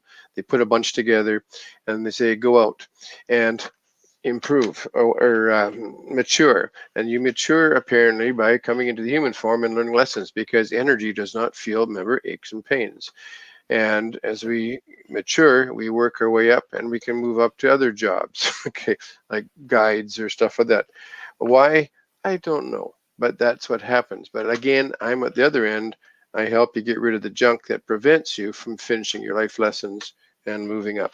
So why? I don't know. Read my. Have you ever seen the movie Defending Your Life? With oh God, now I can't remember the actress's name and the actor's name. The guy, I completely said I love the movie Defending Your Life, but in that the main character dies and ends up in the spirit world, and it's like a whole city awaiting, like a kind of purgatory thing where everybody's like has to review their life, and they have like a defending lawyer to defend them for their actions in that life. And at one point they go to this center, past life center, where they go and they go to this little booth, and then they hit a button, and then they get to see like a past life. You should see that, because I always think of that when both times now that I've had you on, I think of that movie and when they go see their past lives and that. But you wonder, that whatever it is, we are our higher self, whatever. Yeah, we have to live this life, experience pain and fear and not knowing to learn. Or, maybe it's just boring on the other side because we can't do any of that. There's no pain, no death, no nothing. Maybe we get bored, and that's why we create this, what I call like assimilation. Just to finish with movies, do you see the movie with Robin Williams years ago? What Dreams May Come? Yes. I couldn't remember the name. One of my favorite movies. Yes, that is actually fairly some good stuff in there. Yeah, I really think so. And now there's two different ending versions to that. The American version really just gutted out the whole past life thing. They like gutted it out at the end. They barely mention it. But get the DVD with the I guess the Europe and Asian ending that they released, and that it gets into the whole like past life. It's great. It's a much better ending. And it does the whole past life thing. Over half the world believe in it. It's mostly North Americans that don't. I know. I run across a lot of people. Like I said, one of my best friends in high school, and that was Christian, and he's just like, no, if you don't remember, you don't have your memories, then you're not you. It wouldn't matter. What would be the point? And that's when I brought up the whole amnesia thing. I'm like, if I suddenly knocked you in the head and you had no memory, now you're Chris 2.0. You don't remember yesterday or anything that happened in your childhood or anything. You rebuild, don't know your name. Is that still you? I mean, that was my point to him, and it kind of blew his mind about it, but he still wouldn't buy past lives. I run across it all the time. People don't believe it. For me, I don't know. I even since I was a little kid and I first heard of the concept, it sat right with me that it felt true. That it has to be a possibility. You do get people that say, well, it's not in the Bible. I believe in the Bible. Jesus Christ. Well, that's good. Jesus Christ actually, in my next book coming out, is called History, Fact, or Fiction. I have about 30 people that have been to in the era and saw him or were related to him. But he was just a good healer. But he was, even though the church, that certain church, rewrote the Bible back in Constantinople in, I think it was 800 or something. Took out a lot of the references to reincarnation. There's still a few in there, and one of the biggest ones. Oh yes. Quoted, Jesus Christ is quoted as saying that he thought that John the Baptist was the reincarnation of Isaiah the prophet. That's still in the Bible. So if you follow, it doesn't say reincarnation, but that's the implication. Mm-hmm. That's the implication of it. Yes. I think there's a number of references. It seems like the hidden underlying thing in the Bible is the concept of reincarnation, because they talk about all these people returning. Moses and all this is business. People weren't tithing the church if they felt they're coming back and they weren't. Yeah, just do it again. So, oh well, I screwed up. I'll just come back and we'll get it right next time, right? No hell. But but reincarnation, for some people that idea scares them, I think, because they want. I know plenty of people. Even the idea of an afterlife scares them. They just want it to be dark and nothing when they die. I know people that are like that. They and that's what they believe, because I think they fear any other option, either reincarnation or an afterlife. Mm-hmm. I get fear of death. Few people have come in with that, but if you believe in past life, there's no fear of death because we've done it dozens of times.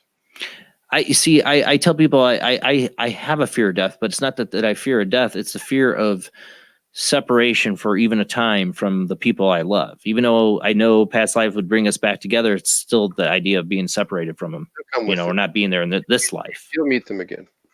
Yeah. Well, before we go, real quick, what is your website? So everybody has it is in the description of the link if people want to know. I have his website and everything linked in there. But go ahead and give out your website and email one more time. Well, the email cl@pastliferap. The website is pastliferap.com. Just when you do email, you just add the little bit with the and sign. So the website is pastliferap.com.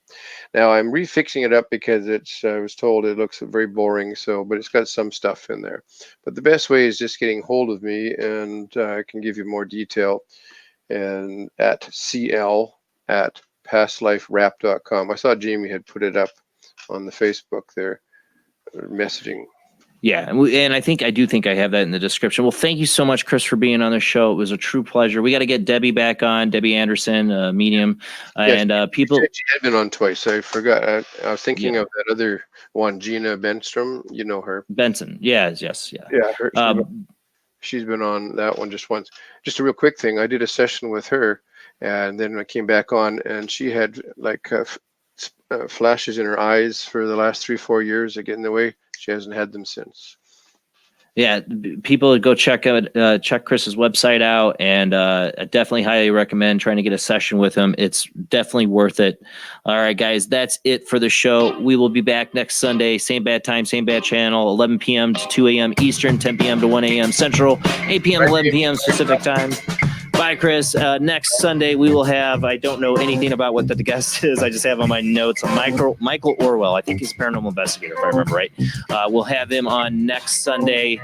Check it out. Don't forget, check us out on Patreon. $2 a month to get you exclusive content on there, and helps donate towards the show so we can stream out like we do to Facebook and YouTube and show your comments. All that stuff costs money, so help donate towards the show. $2 a month is all it helps. And for everyone who shares the show, that's the biggest help to this. Getting the word out there. Tell your friends about Paranormal Soup. Anybody interested in the weird, the unusual, or wants to explore the unknown, tell them about this show, Paranormal Soup. Thanks to everybody who shares it. Have a great night. See you next Sunday.